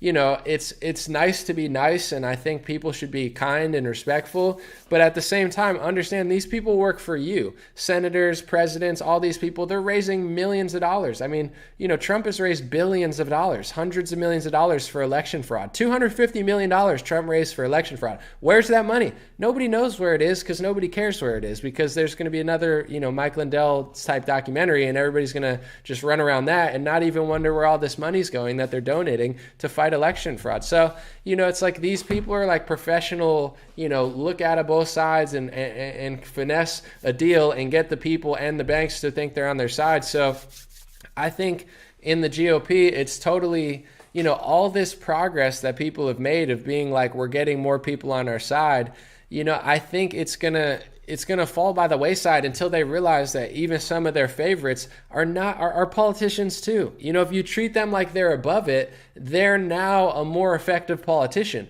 They could talk to the banks and Big Pharma and be like, these people think I'm on their side. They don't even question me anymore. At least, they're going to question Dr. Oz and they question Ted Cruz.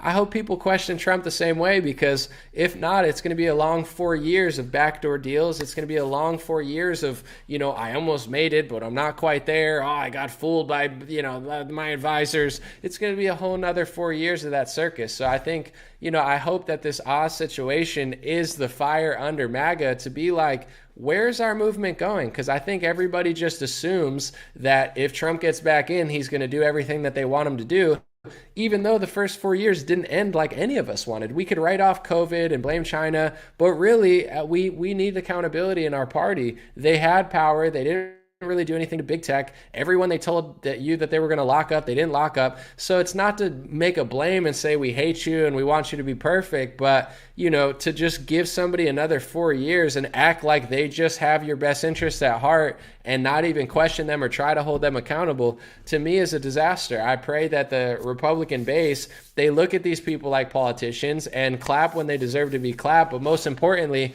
don't just assume that they're going to do what you think they're going to do, because they're not. I mean, just endorsing this guy proves that, Trump, you can endorse Dr. Oz, but at least ask him questions about red flag laws and, be like, is this how you feel or is this how you feel? There needs to be some sort of accountability there. And I hope that this is the, situation that gets people to realize like, okay, Trump might be a lot more likable than people. He's definitely, a better businessman. But as far as like, this renegade that everybody has in their head that he's going to do everything that you want and more. It's like, I don't know. He could literally just turn into a Ted Cruz. Like it's starting to seem that way to me, that he's turning into like a more likable Ted Cruz. And there's nothing bad about, someone said shrink government bigly. I mean, for sure. It's just not going to happen until the base really starts holding their side accountable and being like, listen, we're going to treat you like a politician. Now that you're acting like one, we'll treat you like one. And, our vote is won and earned. It's not just taken. And I think right now the GOP under Trump, they know that Biden sucks. They know that, Trump has a huge fan base. And I think they're taking advantage of it. And I think they'll keep taking advantage of it until people let them know, yes, we like you, but I would vote for DeSantis. Like, there's a reason that me and Matt Walsh, and I don't talk to Matt Walsh, so it's not like we communicate on this, but there's a reason Matt Walsh is saying, I'm voting for DeSantis over Trump. He's trying to use his massive platform, which he has a huge one, to tell Trump, like, we're not just a doormat for you. If you're going to vote for a bunch of gun-grabbing, like, trans kid leftists and put them into the Senate, we're telling people we're not voting for you. We'll vote for DeSantis or Rand Paul or whoever. But, your 2024 chances are going to hurt so I like that strategy more. I think Matt Walsh does it, and a lot of conservatives would be wise to stop being like professional sports fans of politicians and be more like Matt Walsh and try to hold them accountable and say, listen, if you're going to keep doing all this left-wing stuff and way stuff that's totally going to stab us in the back, then we're not going to, we'll vote for a DeSantis over you easy, or a Rand Paul. That to me is a massive improvement of what's going on. That's how I think, but everybody is allowed to think differently. I just don't think the GOP with Trump really gets the memo. Maybe they will before 2024 or 2022. We'll see. Let me know what you think. Someone said, are y'all getting your boosters? I might get a booster every day. No, I'm just kidding. Don't listen to me, but appreciate y'all. Have a beautiful day. Thanks for hanging out. And hopefully that was semi-entertaining. I don't know. It's the first time I've done long form election reporting, and it might be my last. We'll see.